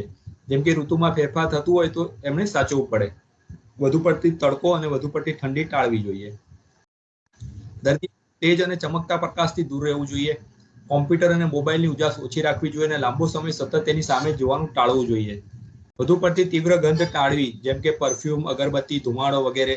સાથે સાથે ઘોંઘાટથી પણ દૂર રહેવું જોઈએ. તો આ બધા અલગ અલગ માઇગ્રેનના ટ્રિગર છે. એ સિવાય વધુ પડતી ચિંતા, તણાવ, આવેશ ટાળવો જોઈએ. વધુ પડતો શારીરિક પરિશ્રમ ટાળવો જોઈએ. કંઈ પણ ઓવર થશે તો એ માઇગ્રેન ટ્રિગર કરી શકશે. એક અભ્યાસ મુજબ 70% દર્દીમાં માનસિક તણાવ અને 52% દર્દીમાં વધુ પડતો શારીરિક પરિશ્રમ મુખ્ય પરિબળ હતું. તો આ મુજબ જીવનશૈલીમાં યોગ્ય સુધારો કરવાથી આધારશીશીને કાબૂમાં રાખી શકાય છે. તો આમ જોવા જઈએ તો દર્દીને એજ્યુકેશન છે એની જરૂર હોય છે. માઇગ્રેનના જે બી મારા દર્દીઓ આવતા હોય છે, હું એમને આરામથી સાંભળું છું, સમજું છું અને આ બધું જણાવું છું. તો એના પરથી દર્દીને ખ્યાલ આવે છે કે મારી પોતાની જીવનશૈલીમાં હું ફેરફાર કરીશ તો મને માઇગ્રેનમાં ફાયદો 100% થશે. બાકી જે દવાઓ છે એ તો એનું કામ કરતી જ હોય છે, પણ મારું એવું માનવું છે કે આ બધું વધારે જરૂરી છે કે જીવનશૈલીમાં ફેરફારો કરવા, લાઇફસ્ટાઇલ મોડિફિકેશન કરવું, કે જેનાથી માઇગ્રેન વધારે સારી રીતે કંટ્રોલમાં આવી શકે છે. હા, પણ ડેફિનેટલી અમુક રિફ્રેક્ટરી માઇગ્રેન હોય, અમુક અલગ અલગ પ્રકારના કોમ્પ્લિકેટેડ માઇગ્રેન હોય, જેમ કે હેમિક્રેનિયલ માઇગ્રેન છે, કે હેમિપ્લેજિક માઇગ્રેન છે, માઇગ્રેન વિથ ઓરા છે, બેઝિલર માઇગ્રેન છે, વેસ્ટિબ્યુલર માઇગ્રેન છે. માઇગ્રેનના 10 સબ ટાઈપ છે અલગ અલગ. તો એ ટાઈપના માઇગ્રેનના દર્દીઓને દવાઓ થોડી ઘણી આપવી પડતી હોય છે. બાકી જે રૂટીન કોમન માઇગ્રેન છે, માઇગ્રેન વિધાઉટ ઓરા, એમાં આ બધું કામ કરી શકે છે. હવે હું તમને ક્લસ્ટર હેડેક વિશે જણાવીશ. આ ક્લસ્ટર હેડેક એ બહુ જ ટ્રિકી બીમારી છે અને મોટાભાગે એ માઇગ્રેન જેવી જ હોય છે. એટલે ઘણીવાર એવું થતું હોય છે કે ક્લસ્ટર હેડેકના પેશન્ટને માઇગ્રેનની ટ્રીટમેન્ટ ચાલતી હોય છે અને એક્સપર્ટ ન્યુરો ફિઝિશિયન આ ડિફરન્શિએટ કરી શકે છે કે કેમ કે એમાં એમઆરઆઈ તો નોર્મલ આવે છે, બીજા કોઈ રિપોર્ટ હોતા નથી. ખાલી પેશન્ટની હિસ્ટ્રી, પેશન્ટને સાંભળવાથી જ આની માહિતી આપણને મળતી હોય છે. તો જે ક્લસ્ટર હેડેક છે એ ટ્રાઇજેમિનલ ઓટોનોમિક સિફાલ્જિયાનો એક ભાગ છે. એની ખાસિયત એ છે કે માથાનો દુખાવો દર વખતે એક જ પ્રકારનો થાય છે અને મોટાભાગે દિવસના કોઈ ચોક્કસ સમયે તેની શરૂઆત થાય છે. એટલે ટાઈમ બ્લોક હોય છે કે પેશન્ટ કે દરરોજ રાતે 3 વાગે મને માથાનો દુખાવો ચાલુ થાય. આ વસ્તુ માઇગ્રેનમાં શક્ય નથી. આ ક્લસ્ટર હેડેકમાં થઈ શકે. શરૂઆત એક આંખની આજુબાજુથી થઈને પછી એક બાજુનું લમણું એકદમ તીવ્ર દુખે છે. દુખાવો ચાલુ થઈ 15 મિનિટમાં તીવ્ર થઈ જાય છે અને સતત 1 થી 2 કલાક ચાલે છે અને બેચેન થઈને દર્દી આવેગમાં આવી જાય છે. એ સિવાય આંખો લાલ થવી, આંખ સૂજી જવી, નાકમાંથી પાણી પડવું, આવું બધું થાય છે. અને મોટાભાગે આ 20 થી 40 વર્ષના પુરુષોમાં વધારે જોવા મળે છે અને આના એપિસોડ્સ આવતા હોય છે અને ક્લસ્ટર પીરિયડ કહેવાય છે. અને ખાસ કરીને જે સમર સોલ્સ્ટાઇસ અને વિન્ટર સોલ્સ્ટાઇસ છે કે જેમાં 21 જૂન અને 21 ડિસેમ્બર કે જ્યારે પૃથ્વીનો સૌથી લાંબો દિવસ અને સૌથી ટૂંકો દિવસ છે, એ દરમિયાન ક્લસ્ટર પીરિયડ આવતા હોય છે. એને ફોટો પિરિયોડિઝમ પણ કહે છે કે પૃથ્વીની જે એક્સિસ નમેલી છે એને કારણે જે સૂર્યની ઇફેક્ટ થાય છે આપણી સર્કાડિયન રિધમ પર, એને કારણે આ ટ્રિગર થતું હોય છે. આ એક બહુ કોમ્પ્લિકેટેડ સાયન્ટિફિક ફિનોમિનન છે, પણ આ દર્દીઓ એ દરમિયાન વધારે આવતા હોય છે અને આ દુખાવો એટલો તીવ્ર હોય છે અને એનું નિદાન જલ્દી થતું નથી કેમ કે નોર્મલ ડોક્ટર એમને માઇગ્રેન ટ્રીટમેન્ટ આપતા હોય છે. તો આને સુસાઇડ હેડેક પણ કહે છે કેમ કે દર્દીને એવું થાય છે કે આ મટશે નહીં અને હવે મારે જીવીને શું કરવાનું. એ સિવાય અમુક ખાસ પ્રકારના સરદર્દ આવતા હોય છે કે જેમ કે ટ્રાઇજેમિનલ ન્યુરાલ્જિયા, પેરોક્સિમલ હેમિક્રેનિયા, સંક્ટ સિન્ડ્રોમ, હેમિક્રેનિયા કન્ટિન્યુઆ, ટેમ્પોરલ આર્થરાઇટિસ. તો આવા અલગ અલગ પ્રકારના જૂજ સિન્ડ્રોમ છે કે જે અમે નિદાન કરતા હોય છે. તો માથાનો દુખાવો એટલે ખાલી માઇગ્રેન એવું નથી, પણ એના પણ ઘણા બધા સબ ટાઈપ્સ છે. સાથે સાથે બીજા પણ અલગ અલગ સિન્ડ્રોમ્સ હોય છે કે જે માઇગ્રેન જેવા જ લાગતા હોય છે. પણ આ બધામાં એક વસ્તુ કોમન છે કે બધામાં એમઆરઆઈ નોર્મલ આવે છે. તો દેટ ઇઝ વેરી કોમ્પ્લિકેટેડ કે પ્રાઇમરી હેડેક છે એને ન્યુરો ફિઝિશિયન સારી રીતે સમજી શકતા હોય છે. બાકી ખાલી પેઇન કિલર લઈને કોઈ પણ માથાના દુખાવામાં ચલાવવું ના જોઈએ, એ હિતાવહ નથી. હવે આપણે બ્રીફમાં 5 મિનિટ પાર્કિન્સનનું જોઈ લઈએ. પાર્કિન્સન વિશે એવું કહેવાય છે કે એને કંપવાત કહેવાય છે, જે ઉત્તરોત્તર વધતો ચેતાતંત્રનો રોગ છે, જે 65 વર્ષથી વધુની ઉંમરમાં 500માંથી 1 વ્યક્તિને પ્રભાવિત કરે છે અને જે યુવાન લોકોમાં પણ થઈ શકે છે, જેને યંગ ઓનસેટ પાર્કિન્સન કહેવાય છે. અને મહિલાઓની તુલનામાં પુરુષોમાં એ થવાની સંભાવના વધુ રહેલી છે. તો આ એના સ્ટેજીસ છે. આના પરથી ખ્યાલ આવી શકે કે આ બીમારી કેટલી ગંભીર અને જટિલ છે કેમ કે એના સ્ટેજીસ હોય છે. સ્ટેજ 0, સ્ટેજ 1માં ઘણીવાર પેશન્ટને પણ ખબર નથી હોતી કે એને કોઈ તકલીફ છે, હરતું ફરતું હોય છે, ખાલી નોર્મલ ધ્રુજારી આવતી હોય છે અથવા તો થોડીક એની ચાલ બદલાઈ હોય છે. પણ એ એવા સ્ટેજમાં 1-2 વર્ષ ઘણીવાર કાઢી નાખતા હોય છે અને અલગ અલગ ડોક્ટરને બતાવતા હોય છે. કોઈ ઓર્થોપેડિક જોડે જાય કે કોઈ નોર્મલ ડોક્ટર જોડે જાય અને પછી એમ કે B12 ઓછું થઈ ગયું છે, B12 ના ઇન્જેક્શનો લગાવે. આ બધું થાય અને જ્યારે પ્રોપરલી પાર્કિન્સન જેવું ખબર પડે ત્યારે પેશન્ટ ઓલરેડી સ્ટેજ 2માં પહોંચી ગયું હોય છે અને પછી ધીમે ધીમે એમાં બદલાવ આવે છે અને પેશન્ટને આગળ ડિસેબિલિટી વધી શકે છે. પણ જો પ્રોપર મેડિકેશન અર્લી સ્ટેજમાં અથવા તો જેને કહેવાય ને કે પ્રોપર ગાઈડન્સ સાથે, રેગ્યુલર ફોલોઅપ સાથે પાર્કિન્સનની દવાઓ જાય તો લાંબા સમય સુધી પેશન્ટ મોબિલાઇઝ રહી શકે છે અને જરૂરી નથી કે બધા દર્દીઓ શોર્ટ ટાઈમમાં વ્હીલચેર પર આવી જાય. પણ પાર્કિન્સન ડેફિનેટલી એક અઘરી બીમારી છે અને એનું નિદાન અને તપાસ બરાબર વ્યવસ્થિત રીતે કરવું જરૂરી છે. એનું મુખ્ય કારણ એ છે કે મગજમાં ડોપામિન નામના ન્યુરોટ્રાન્સમીટરની ઉણપ થાય છે. જેમ તમને ખ્યાલ હશે કે ડાયાબિટીસ કેમ થાય છે કે ઇન્સ્યુલિનની ઉણપ થવાથી ડાયાબિટીસ થાય છે. એ બધાને ખબર હોય છે કે ભાઈ ઇન્સ્યુલિનના ઇન્જેક્શન આપવા પડે, ડાયાબિટીસના દર્દીઓને ઇન્સ્યુલિન આપવું પડે. એવી જ રીતે પાર્કિન્સનના દર્દીઓને ડોપામિનની ઉણપ થાય છે. ડોપામિન પણ ઇન્સ્યુલિન જેવું જ એક પ્રોટીન છે જે આપણા શરીરમાં રેગ્યુલર બનતું હોય છે અને મગજમાં એનું પ્રમાણ બહુ જ જરૂરી છે કેમ કે સ્નાયુનું હલનચલન એકદમ નિયંત્રિત અને સુમેળભર્યું કરે છે. જો એ ડોપામિન ઘટતું જાય તો દર્દીને શરીર જકડાયેલું લાગે છે મગજના મિડ બ્રેન નામના ભાગમાં સબસ્ટેન્સિયા નાઇગ્રા હોય છે, જેમાંથી એ ડોપામિન બનતું હોય છે. તો કંપવાતમાં આના કોષો ક્ષતિગ્રસ્ત થાય છે અને ધીમે ધીમે મૃતપાય થઈ જાય છે. જ્યારે આ ચેતાકોષો 80%થી વધુ નાશ પામે છે ત્યારે એના લક્ષણો દેખાવાના શરૂ થાય છે. તો આ બીમારી ઘણા બધા કારણોથી થાય છે. એમાં એક કારણ છે લિવોસલ્ફાઇડ. આ એક એસિડિટીની દવા છે કે જે માર્કેટમાં બહુ કોમનલી મળે છે, પણ ઘણા બધા રિસેન્ટલી એવા આર્ટિકલ્સ આવ્યા છે, સ્ટડી આવ્યા છે કે જેમાં એવું બતાવે છે કે આ બીમારીની જે આ ગેસ એસિડિટીની દવા છે એનાથી પણ પાર્કિન્સન થઈ શકે છે અને અલગ અલગ મુવમેન્ટ ડિસઓર્ડર થઈ શકે છે, જેમ કે ધ્રુજારી આવી, ઓરોમેન્ડિબ્યુલર ડિસ્કાઇનેઝિયા, કેમ્પ્ટોકોર્મિયા, આ ટાઈપના અલગ અલગ રિસેન્ટલી સંશોધનમાં જોવા મળ્યું છે કે આ બીમારી થઈ શકે છે, ખાસ કરીને ઉંમરલાયક દર્દીઓમાં. તો જે ઉંમરલાયક વ્યક્તિઓ છે એ લોકો નોર્મલ એસિડિટી દવા સમજીને આ દવા ના લેવી જોઈએ. આના અલગ અલગ કોમ્બિનેશન મળતા હોય છે, ખાસ કરીને આ નામ યાદ રાખજો. મારું એવું માનવું છે કે 60 વર્ષથી ઉંમરના વ્યક્તિઓએ આ દવા બહુ લેવી ના જોઈએ. 10 દિવસનો કોર્સ હોય મિનિમમ, એનાથી વધારે ના લેવી જોઈએ, કેમ કે આ દવા ખાસ કરીને 40 થી 70 વર્ષની દર્દીઓને અને કિડનીના રોગોના દર્દીઓને આનાથી તકલીફ થઈ શકે છે. અને પાર્કિન્સન તો ડેફિનેટલી આમાં થાય જ છે. ઘણા બધા પેશન્ટો મેં જોયા છે આના.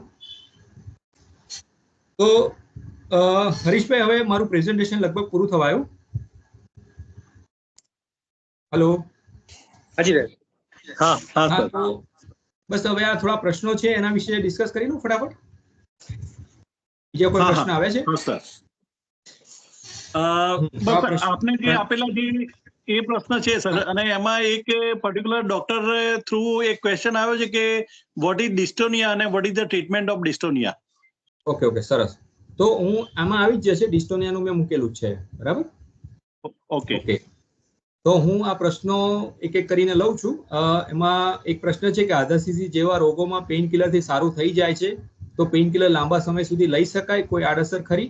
તો મેં જેમ આગળ વાત કરી એમ આધાસીસીના રોગમાં પેઇન કિલરથી સારું તો થાય જ છે, પણ એ ખાલી બીમારીને ટેમ્પરરી કંટ્રોલ કરે છે. કેમ કે મેં કીધું એ પ્રમાણે એપિસોડિક બીમારી છે, એટલે જ્યારે એપિસોડ આવશે ત્યારે તમે પેઇન કિલર લેશો તો તમને આરામ થઈ જશે, પણ પછી ફરીથી બીજો એપિસોડ તો ગમે ત્યારે આવશે.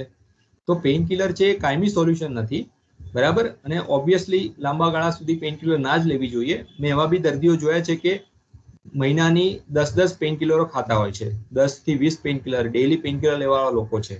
તો મારું એવું સજેશન છે કે આધાસીસી જેવા રોગોમાં પેઇન કિલરનો ટેવ ના પાડવી જોઈએ.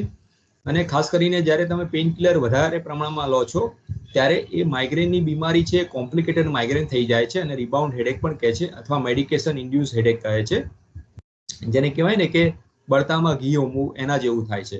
એનાથી માઇગ્રેન મટતું તો નથી, પણ વધારે કોમ્પ્લેક્સ અને કોમ્પ્લિકેટેડ થઈ જાય છે. કેમ કે પછી એની અંદર એ દર્દીને જ્યારે પેઇન કિલર બંધ કરવાની આવે છે ત્યારે પણ એના અભાવને કારણે માથું ચડી જાય છે. તો એમને બહુ અલગ રીતે ટ્રીટ કરવું પડે છે અને પેઇન કિલર સ્ટોપ કરીને અલગ રીતે એને પ્રોપરલી ટ્રીટ કરવું પડે છે. તો મારું એવું કહેવું છે કે પેઇન કિલર બહુ સારી નહીં. બીજો પ્રશ્ન લઈશ. કોઈ વ્યક્તિને પક્ષાઘાત આવેલો છે એવી ખબર કઈ રીતે પડે અને તે દર્દીને કેટલા સમયની અંદર દાખલ કરવા જોઈએ?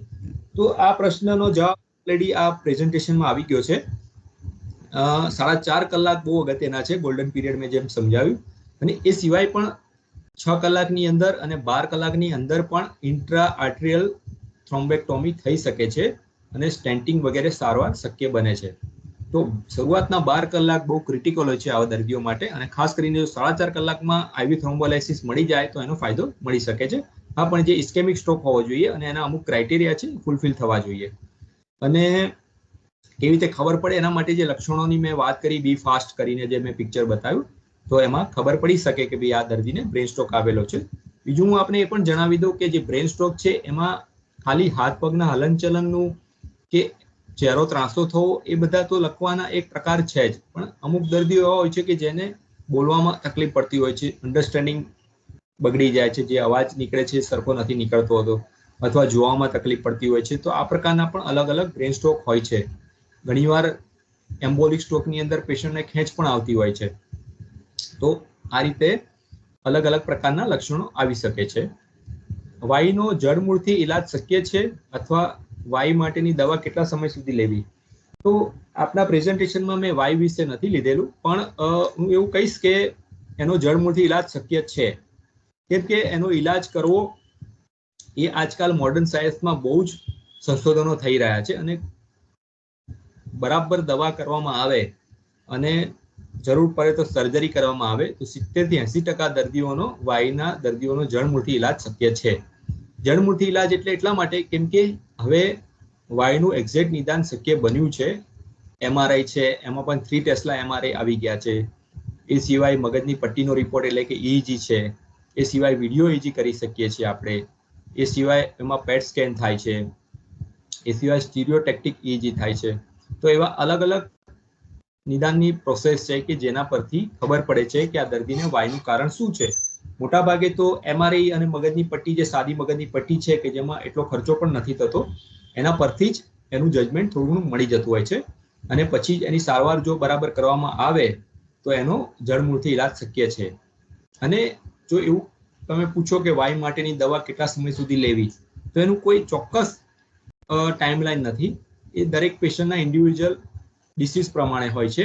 અમુક દર્દી એવા પણ હોય છે કે જેમને લાઈફ લોંગ લેવી પડે છે. અમુકને એજ લોક બીમારી હોય છે તો અમુક ઉંમર પછી વાય ઓટોમેટિક જતી રહેતી હોય છે. ડિપેન્ડ્સ કરે છે કે વ્યક્તિને કયા કારણથી આવી છે. મગજના ટીબીને કારણે થઈ હોય તો ટીબી મટી જાય તો વાય જતી રહે.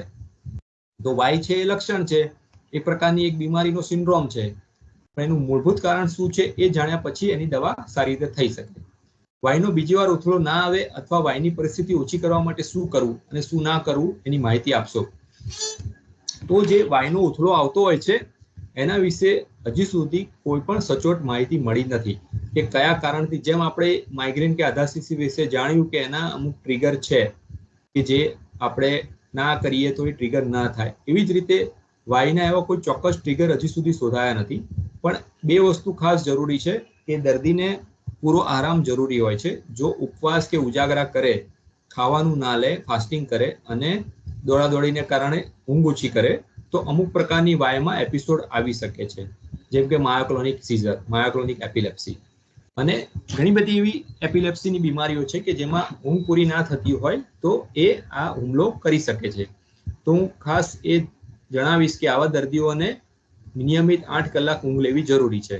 અને એવું પણ નથી કે રાત્રે 4 કલાક સૂતા અને બીજે દિવસે ફરીથી 4 કલાકની ઊંઘ લીધી. સળંગ 8 કલાકની ઊંઘ આવે એ જરૂરી છે. તો એને એપિસોડ કંટ્રોલ કરી શકાય. અને ઓછી કરવા માટે જે કરવાનું છે એ જ છે કે જે મેડિસિન તમને પ્રિસ્ક્રાઇબ કરી છે એને પ્રોપરલી લો.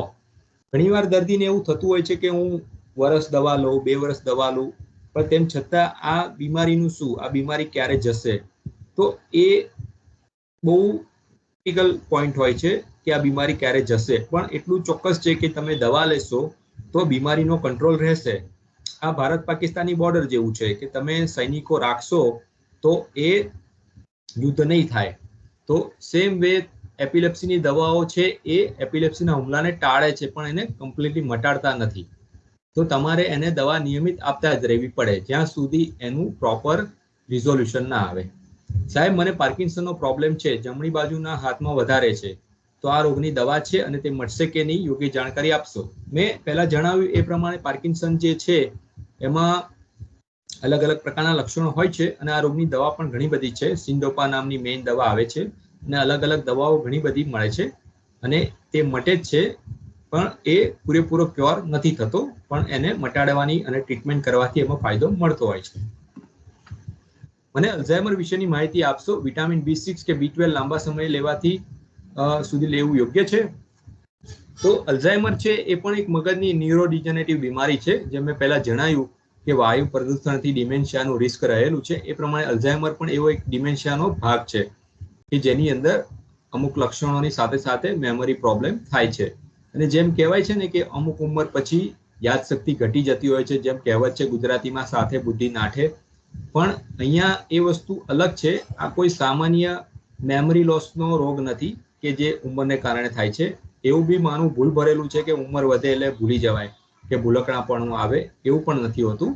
પણ અલ્ઝાઇમર ડિસીઝ એક ચોક્કસ એવી બીમારી છે કે જે મગજના ન્યુરોન્સને અફેક્ટ કરે છે અને મેમરી લોસ તો એનો એક પાર્ટ છે, પણ બીજા ઘણા બધા એમાં લક્ષણો હોય છે કે જેનું સચોટ નિદાન કરીને એની વહેલા તબક્કામાં સારવાર કરીએ તો એમાં લાંબા ગાળે થોડી રાહત મળતી હોય છે. હા, ડેફિનેટલી અલ્ઝાઇમર્સની અત્યારે કોઈ એવી ડેફિનેટ ટ્રીટમેન્ટ નથી કે જે કમ્પ્લીટલી ક્યોર કરી શકે, અને ડેફિનેટલી વિટામિન્સની ટેબ્લેટ્સ તમે લાંબા સમય સુધી લઈ શકો. આઈ ડોન્ટ થિંક સો કે એમાં કોઈ હાર્મ હોઈ શકે, ખાસ કરીને B12, કેમ કે B12 તો બહુ જરૂરી છે શરીર માટે અને એની નિયમિતપણે તમે લઈ શકો છો, પણ જરૂર લાગે તો 6-1 મહિને તમે બ્લડ ઇન્વેસ્ટિગેશન કરીને જોઈ શકો છો. જો B12 નોર્મલ આવતું હોય તો દવા બંધ કરી શકાય. B12 નું બ્લડ રિપોર્ટ્સ નોર્મલ હોય તો પછી બહુ લેવાની જરૂર નહીં. એટલે એ રીતે તમે એને ચેક કરી શકો કે B12 બ્લડ રિપોર્ટ્સમાં બતાવે છે કે નથી બતાવવું. વર્ષમાં એકવાર રિપોર્ટ કરી લેવો એટલે ખ્યાલ રહે. સારું, બીજો પ્રશ્ન છે, મગજ તથા જ્ઞાનતંતુની ક્ષમતા વધારવા યોગ કે યોગા શું કરવાથી સૌથી વધારે સારું રહે? હું ચોક્કસથી કહીશ કે આ તો બહુ સારી વાત કરી કે યોગ અને યોગા કરવા જ જોઈએ. વ્યાયામ કરો, કસરત કરો, જેટલું શરીરને તમે હલાવશો એટલું મગજને એનો ફાયદો મળશે, કેમ કે આખા શરીરનો ફીડબેક મગજમાં જતો હોય છે. શરીરના દરેક અંગમાંથી મગજમાં ફીડબેક જતો હોય છે. એટલે ચોક્કસ કસરત, વ્યાયામ, યોગા, પ્રાણાયામ, મેડિટેશન, ધ્યાન, આ બધું જ મગજની બીમારીઓને અટકાવવામાં અને બહુ જ સારું છે અને આ બધું કરવું જ જોઈએ. તો એનાથી મગજના અમુક કેમિકલ્સની માત્રા પણ વધતી હોય છે અને નિયમિત મેડિટેશન કરવાથી એવું પણ જોવામાં આવ્યું છે કે કોર્ટિકલ થિકનેસ વધે છે. જે લોંગ ટર્મ મેડિટેટર્સ છે એવા સાયન્ટિફિક સ્ટડી પણ છે. ગૂગલમાં સર્ચ કરશો તો મળી જશે કે જે નિયમિત પ્રોલોંગ મેડિટેશન કરે છે એમના કોર્ટેક્સની સાઇઝ વધે છે. ધેટ મીન્સ કે એમની સ્મરણ શક્તિ, જે આપણે આ શતાવધાન અને સહસ્ત્રાવધાન જોયું જે જૈન મુનિએ કર્યું, તો એ જ વસ્તુ છે કે જેનાથી મગજ અને જ્ઞાનતંતુની ક્ષમતા વધી એમના આ કન્ટિન્યુઅસ ધ્યાન અને પરિશ્રમને કારણે. સારું, બીજો પ્રશ્ન છે, વાય ખેંચાવી અને આધાશીશીના સંકેત કયા અને સૌથી વધુ ક્યારે કયા સંજોગોમાં વકરે? હા, આ પ્રશ્ન લગભગ આપણે કવર કરી લીધો છે. આમ પણ આ બધા સંકેતો આપણને ખ્યાલ આવી ગયા છે અને કયા સંજોગોમાં વકરે એ પણ આપણે ડિસ્કસ કર્યું છે કે જેને ટ્રિગર કહેવાય છે. ડિસ્ટોનિયા વિશેની માહિતી તથા સારવાર. હવે જે ડિસ્ટોનિયા છે એ બેઝિકલી મુવમેન્ટ ડિસઓર્ડર કહેવાય છે. જે મગજની બીમારીઓના પ્રકારો અલગ અલગ આપણે ચર્ચા કરી, એમાં પાર્કિન્સન છે એ પણ મુવમેન્ટ ડિસઓર્ડર છે. આ ડિસ્ટોનિયા છે એ થોડો અલગ છે, કેમ કે પાર્કિન્સનની અંદર વ્યક્તિને એવું લાગે કે શરીર જકડાયેલું લાગે અને એની પોઝિશન બરાબર ના પડે. પણ ડિસ્ટોનિયાની અંદર શરીર એબનોર્મલ મુવમેન્ટ કરતું હોય, એના અંગો વાંકા વળી જતા હોય, એને ડિસ્ટોનિયા કહેવાય. અને એ એક પ્રકારની એવી બીમારી છે કે જે ઘણા બધા દર્દીઓમાં જીનેટિક હોય છે, અથવા તો જેને કહેવાય ને કે DNA કે કણકસૂત્રની ખામીને કારણે થતી હોય છે. અને એની સારવાર માટે અલગ અલગ ટ્રીટમેન્ટ હોય છે, જેમાં મેડિકેશન્સ આવે છે અને અમુક જૂથ કેસોમાં જેમ કે સર્વાઇકલ ડિસ્ટોનિયા હોય, ફેશિયલ ડિસ્ટોનિયા હોય, હેમિફેશિયલ સ્પાઝમ હોય, અમુક પર્ટિક્યુલર ડિસ્ટોનિયામાં બોટોક્સની ટ્રીટમેન્ટ, જે ઇન્જેક્શન બોટોક્સ જે કહેવાય છે, એ પણ આપતા હોઈએ છે અને એમાં ફાયદો મળતો હોય છે. હું એક તમને ઇમેજ બતાવીશ. આ છે આપણા પૂર્વ પહેલાના જે સાધુ હતા, અષ્ટાવક્ર નામ છે. તો એવું કહેવાય છે કે અમને ડિસ્ટોનિયા નામની બીમારી હોઈ શકે, એટલે જ એમનું અંગ વાંકું હતું, એટલે એમને અષ્ટાવક્ર કહેવાય છે. આ ડિસ્ટોનિયાના ટિપિકલ પેશન્ટ જેવું એમનું પિક્ચર છે. આનું કોઈ સાયન્ટિફિક પ્રમાણ નથી, પણ આ એક એવું જજમેન્ટ આપી શકાય. સો ધ્રુજારી કંપન લોહીના દબાણથી રિલેટ છે કે જ્ઞાનતંતુ નબળા થવાથી? મેં પહેલા જ કીધું એમ, લોહીનું દબાણ એટલે કે બ્લડ પ્રેશર એ બધી જગ્યાએ કામ કરતું જ હોય છે. તો એ બ્લડ પ્રેશર નિયમિત રીતે કંટ્રોલ કરવું જોઈએ. અને જ્ઞાનતંતુ નબળા થવાથી એટલે કે જે ડોપામિનનું પ્રમાણ ઘટવાથી ધ્રુજારી કંપન એટલે કે પાર્કિન્સન થઈ શકે છે. તો એ સાચી વાત છે. આ થોડા મારા આર્ટિકલ્સ છે કે જે અલગ અલગ ટોપિક ઉપર પબ્લિશ થયેલા છે. હું લગભગ છેલ્લા 5 વર્ષથી આવી રીતે થોડું રાઇટિંગ કરતો હોઉં છું. આમાં જોઈ શકો છો કે સ્વામી સત્યનારાયણ ભગવાનની પૂજાનું વૈજ્ઞાનિક રહસ્ય વિશે મેં આમાં સમજાવ્યું છે. આ આર્ટિકલમાં લખ્યું છે, જીવન એક ભ્રમિત વાસ્તવિકતા કે મગજની કુશળ અદાકારી.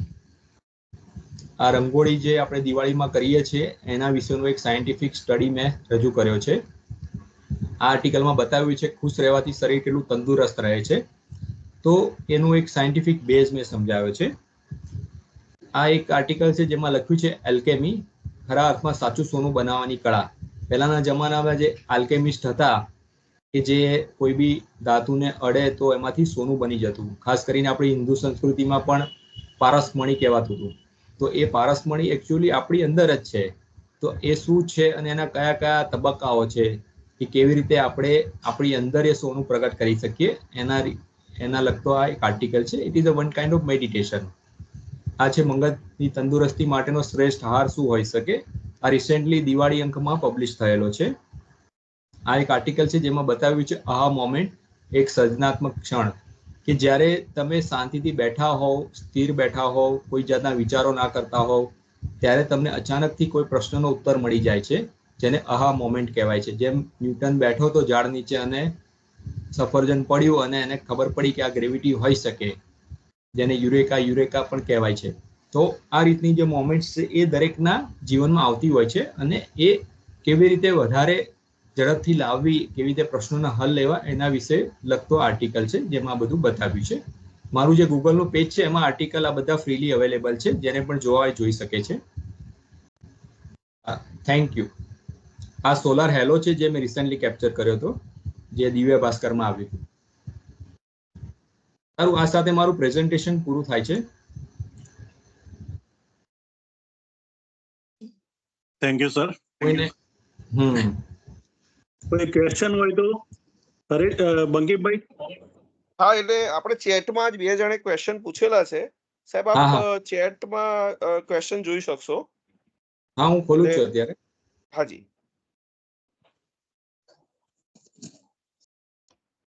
એક ક્વેશ્ચન સાહેબ એવો છે કે what is પેરાનોઇડ schizophrenia? Yeah. Okay. પેરાનોઇડ schizophrenia છે ને એ બેઝિકલી સાયકેટ્રિક ડિસઓર્ડર છે. બિંગ ન્યુરોલોજિસ્ટ અમે લોકો આ પેશન્ટ નથી જોતા, પણ એ ડેફિનેટલી એક સાયકોલોજીકલ ડિસીઝ છે જેની ટ્રીટમેન્ટ કરવી જરૂરી છે. કેમ કે એ બીમારીમાં દવાઓ વગર ફાયદો નહીં મળે. એ થોડી અઘરી બીમારી છે અને એની સારવાર કરવા માટે એમાં જે મેડિકેશન્સ આવે છે નિયમિત લેવી પડે છે. એ સાયકેટ્રિક ડિસઓર્ડર છે. હું ન્યુરોફિઝિશિયન છું એકચ્યુઅલી, એટલે એ પણ એક ડિફરન્ટ વસ્તુ છે. સાયકેટ્રિક ડિસઓર્ડર અને ન્યુરોલોજીકલ ડિસઓર્ડર એ બંને અલગ અલગ છે.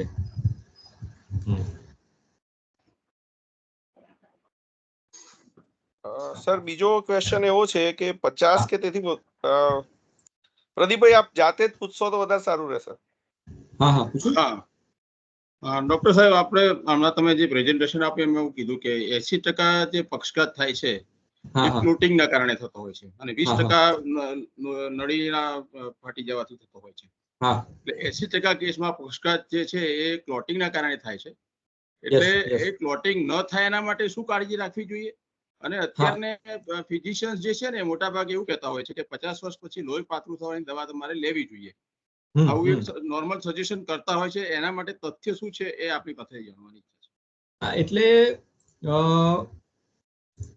ખાલી લોહી પાતળું કરવાની દવાથી જ આ વસ્તુ નહીં થાય એવું નથી.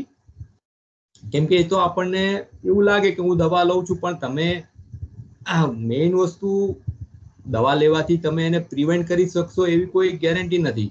મેઇન વસ્તુ એ છે કે તમે તમારી લાઈફસ્ટાઈલ પર ધ્યાન આપો.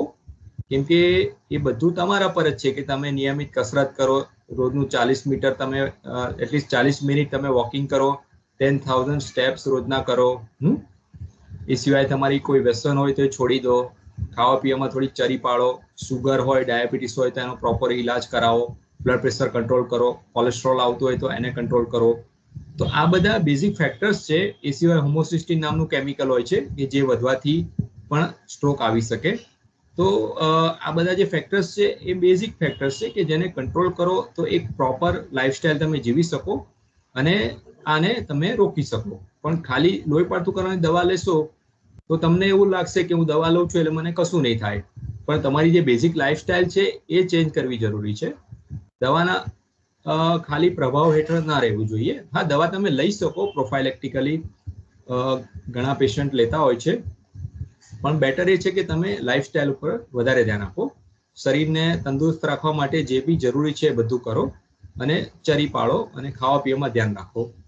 કારણ કે આમ પણ દવાથી એનું થોડું ઘણું પ્રિવેન્શન થશે જ, પણ આ બધું નહીં હોય તો એ બહુ કામ નહીં કરે, મારું એમ કહેવું છે. પ્લસ જેને ઓલરેડી હાર્ટ એટેક આવેલો હોય, કોઈ એવી ગંભીર બીમારી થયેલી હોય, તો એ બધા દર્દીઓએ તો ખાસ ધ્યાન રાખવું જ પડે. એટલા માટે. ઓકે.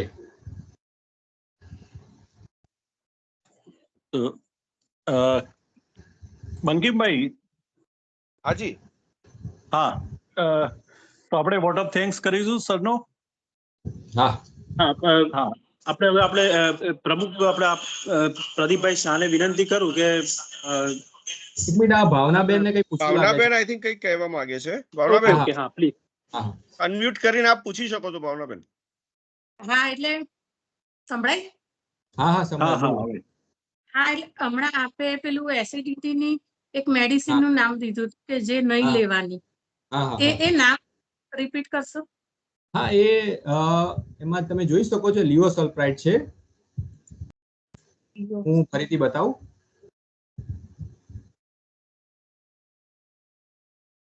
આ નામ છે, દેખાયું? હા હા આ દેખાયું? Yes yes. લિવોસલ્ફાઇડ છે. લિયોસલ. હા બસ હા. આ જ. અલગ અલગ કોમ્બિનેશનમાં મળતું હોય છે. જનરલી પેન્ટોપ્રાઝોલ છે, રાબેપ્રાઝોલ છે, ઓમેપ્રાઝોલ છે, એના કોમ્બિનેશનમાં આવે છે. પણ આપણે આ કોમ્બિનેશન વાળી દવા નહીં લેવાની, એને લિવોસલ્ફાઇડ કહેવાય. Thank you.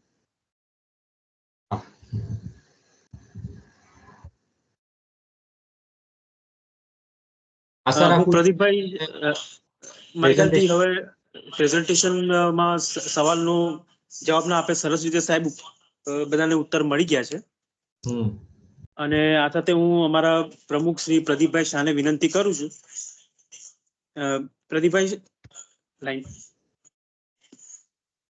હા, સૌથી પહેલા તો ડોક્ટર શૈલેષભાઈ દરજી એમની અવિરત 1 કલાક સુધી અથવા એનાથી વધારે સમય સુધી એમને જે કન્ટિન્યુઅસ બોલી અને આપણને જે એમના જ્ઞાનનો લાભ આપ્યો છે એના માટે ખરેખર સમાજના દરેક સભ્યો વતીથી ખૂબ આભાર માનું છું. સાહેબના ઇન્ટ્રોડક્શનમાં હરીશભાઈએ જણાવ્યું એમ આમ તો મલ્ટી સ્પેશિયાલિટી તો સુપર સ્પેશિયાલિટી તો છે જ, પણ ઘણા બધા વિષયોમાં મલ્ટી સ્પેશિયાલિટીનો પણ એમનો અનુભવ આપણને થયો. પોતે લેખક છે, સારી વિષયો પર સમાચાર પત્રોમાં એમના લેખ આવે છે. એ પણ ધારો કે વાંચીશું તો આપણી હિન્દુ સંસ્કૃતિ અને મેડિકલ સાયન્સ બંનેનું સમન્વય એમાં જોવા મળે છે. અને એ જાણવાથી આપણી રોજની જે જીવનશૈલી છે એમાં પણ ધારો કે એનો ઉપયોગ થઈ શકે એવું એમને જ્ઞાન આપણને પીરસ્યું છે.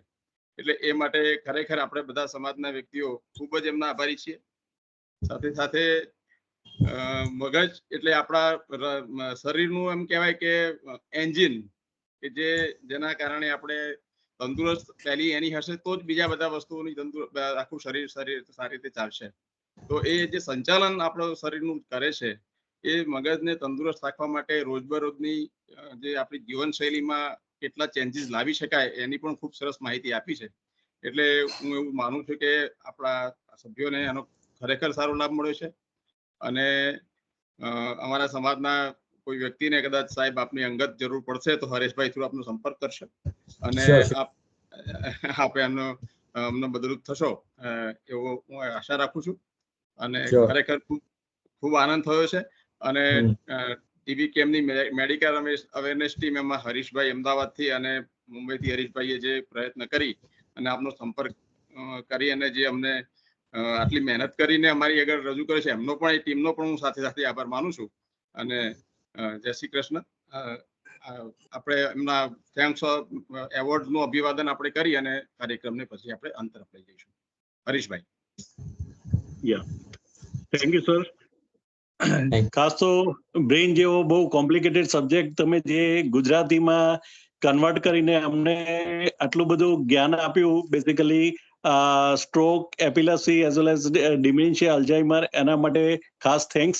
અને ઓલમોસ્ટ અત્યારે અમારા અમદાવાદ, ઈડર, હિંમતનગર, બરોડા, બોમ્બે, પુના, મહારાષ્ટ્ર, સાંગલી, ત્યાંથી ઘણા લગભગ 100 થી 125 માણસ આપને સાંભળી રહ્યા છે. 100 થી 125 વ્યક્તિએ આપના કન્વર્ઝનનો લાભ લીધો. એના માટે ખાસ થેન્ક્સ અ લોટ. અને નેક્સ્ટ સરનો પ્રોગ્રામ છે કદાચ સ્પિરિચ્યુઅલિટી ઇન ન્યુરોલોજી. એના માટે બી સરે આપણને પ્રોમિસ કર્યું છે, કમિટમેન્ટ કર્યું છે. તો ફ્યુચરમાં કદાચ આપણે એ પ્રોગ્રામ પણ રિપીટ કરીશું. Thank you sir. ઓકે, ખૂબ ખૂબ આભાર આપ સૌનો. હું રજા લઈશ. Thank you. Thank you. Thank you sir. Thank you so much sir. Thank you so much. Bye. Bye sir. Bye sir.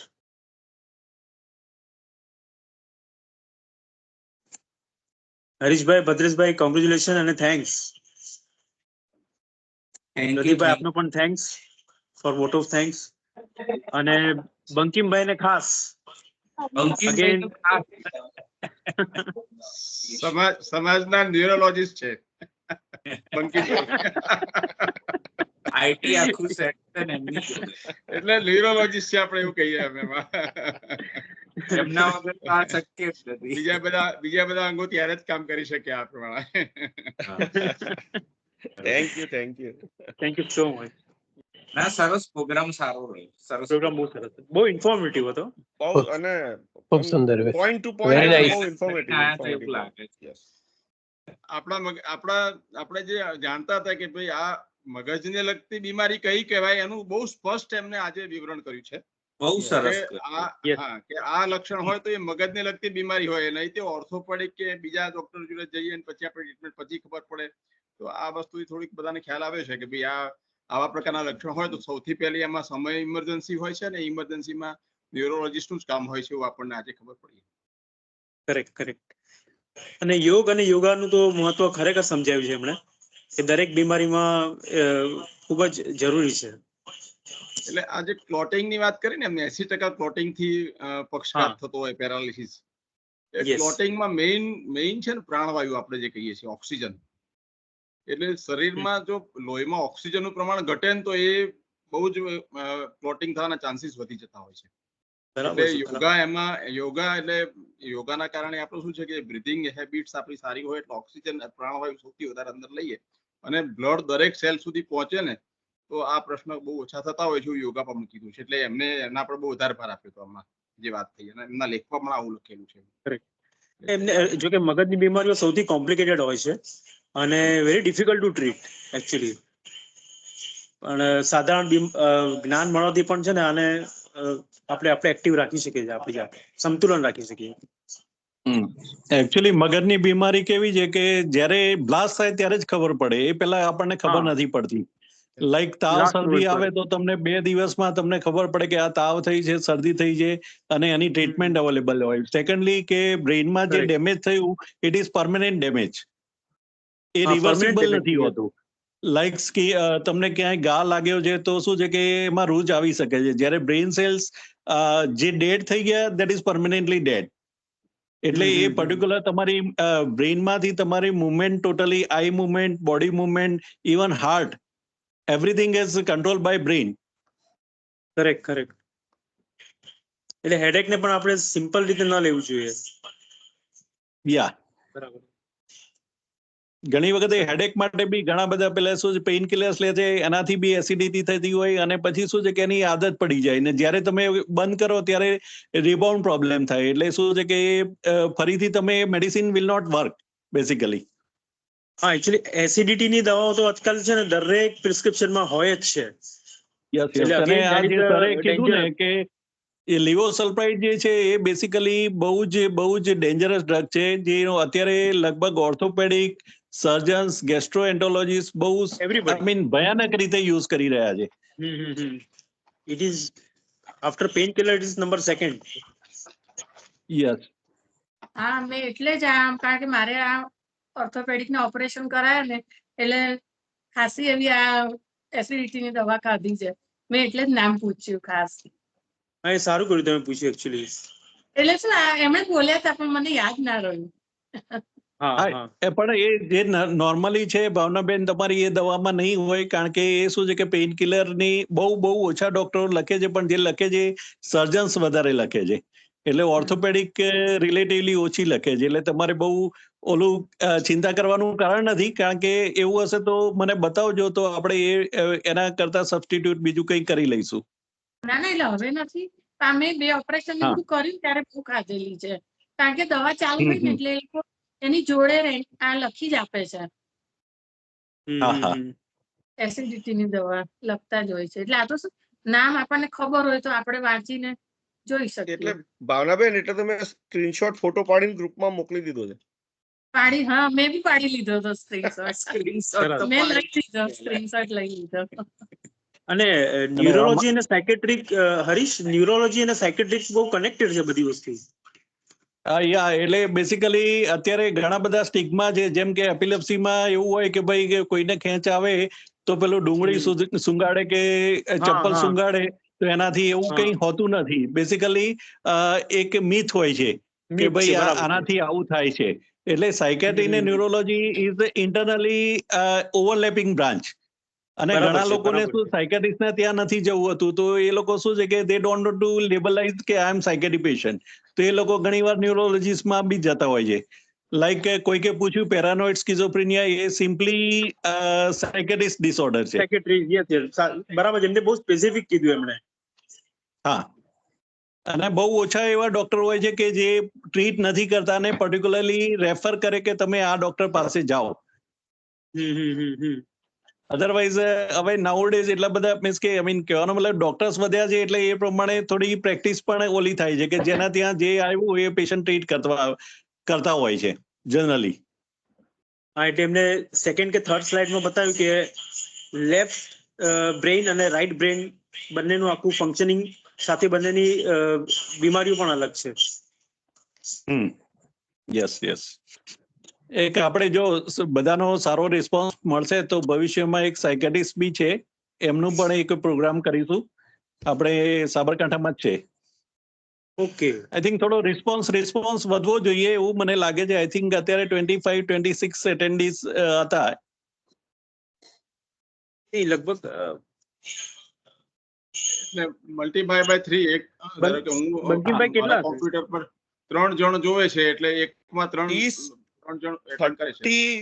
30 સુધી કાઉન્ટ પહોંચ્યો તો આપણો 30 મેમ્બર્સ કનેક્ટેડ. એટલે ધારો કે હું કોમ્પ્યુટરમાં છું તો લેપટોપ પર 3 જણ જોઈએ છે અમે, એટલે એ પ્રમાણે ધારો કે ફેમિલી વાઇઝ આપણે લોગિન થયા હોય મોટા ભાગે. કરેક્ટ, યસ, લેપટોપ પર.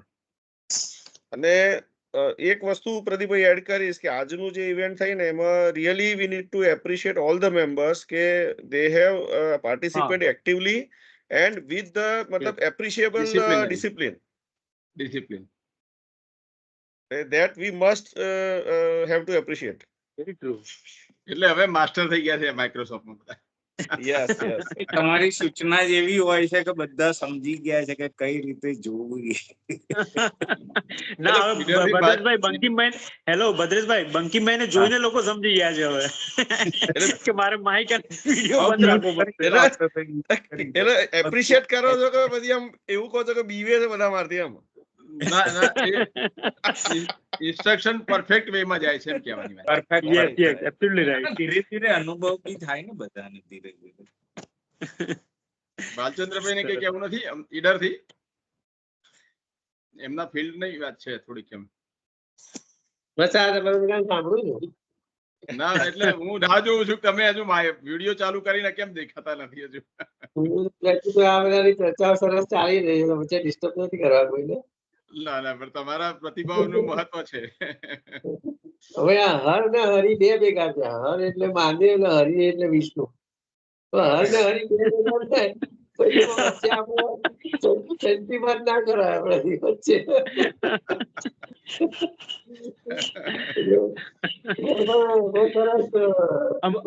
પ્રદીપભાઈ, અમુક મેમ્બર ની એક્સપર્ટ કોમેન્ટ ન હોય ત્યાં સુધી લાઈવ શો ની મજા નથી આવતી. પ્રોગ્રામ અઘરો લાગે એમ. તમે રાઈટ પોઈન્ટ આઉટ કર્યું છે. તમે હજી એક બે જણ બીજા છે અંદર. આમાં હરીશભાઈ, આમાં શું થતું હતું કે હારું વધારે સવાલો પૂછીએ તો એમ થાય અમને કઈ તકલીફ છે મગજની.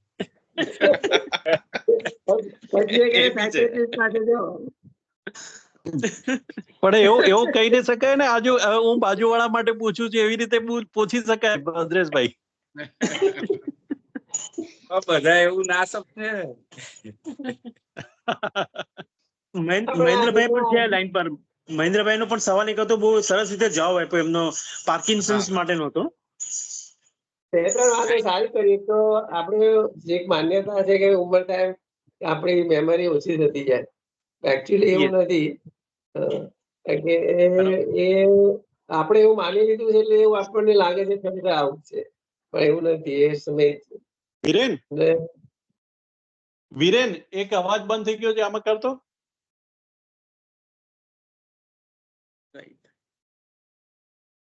પ્રદીપભાઈ નેક્સ્ટ ટાઈમ છે ને આમાં છે ને એક મીટિંગ પણ કરી જ લો તમે. હમ. સજેશન. આપણે કારોબારીની મીટિંગ કરવાની જ છે ઓનલાઈન. સાંભળે છે એને તો અલગ જ પેલા કરવી અત્યારે પડે. પણ પછી કરજે ને ભાઈ. લોકોના હાથમાં મીઠલું મટન હોય છે બાજુ. એટેન્ડન્સ માટે ખરેખર એટલી બધી સૂચનાઓ લખવી પડે છે ને છતાંય એટેન્ડન્સ સાચી થોડુંક વાત. આપણને હજુ ઓછી લાગે છે. એટેન્ડન્સ માટે કંઈક કરવું પડે, વાત સાચી છે. એ તો આમાં થમ્સ તો બધા ગણાયા પણ એ લોકો જોઈન કેમ ના થાય ખબર નહીં પડી. સૌથી વધારે થંબ આપનાર બી નથી આવ્યા અત્યારે, એવું છે.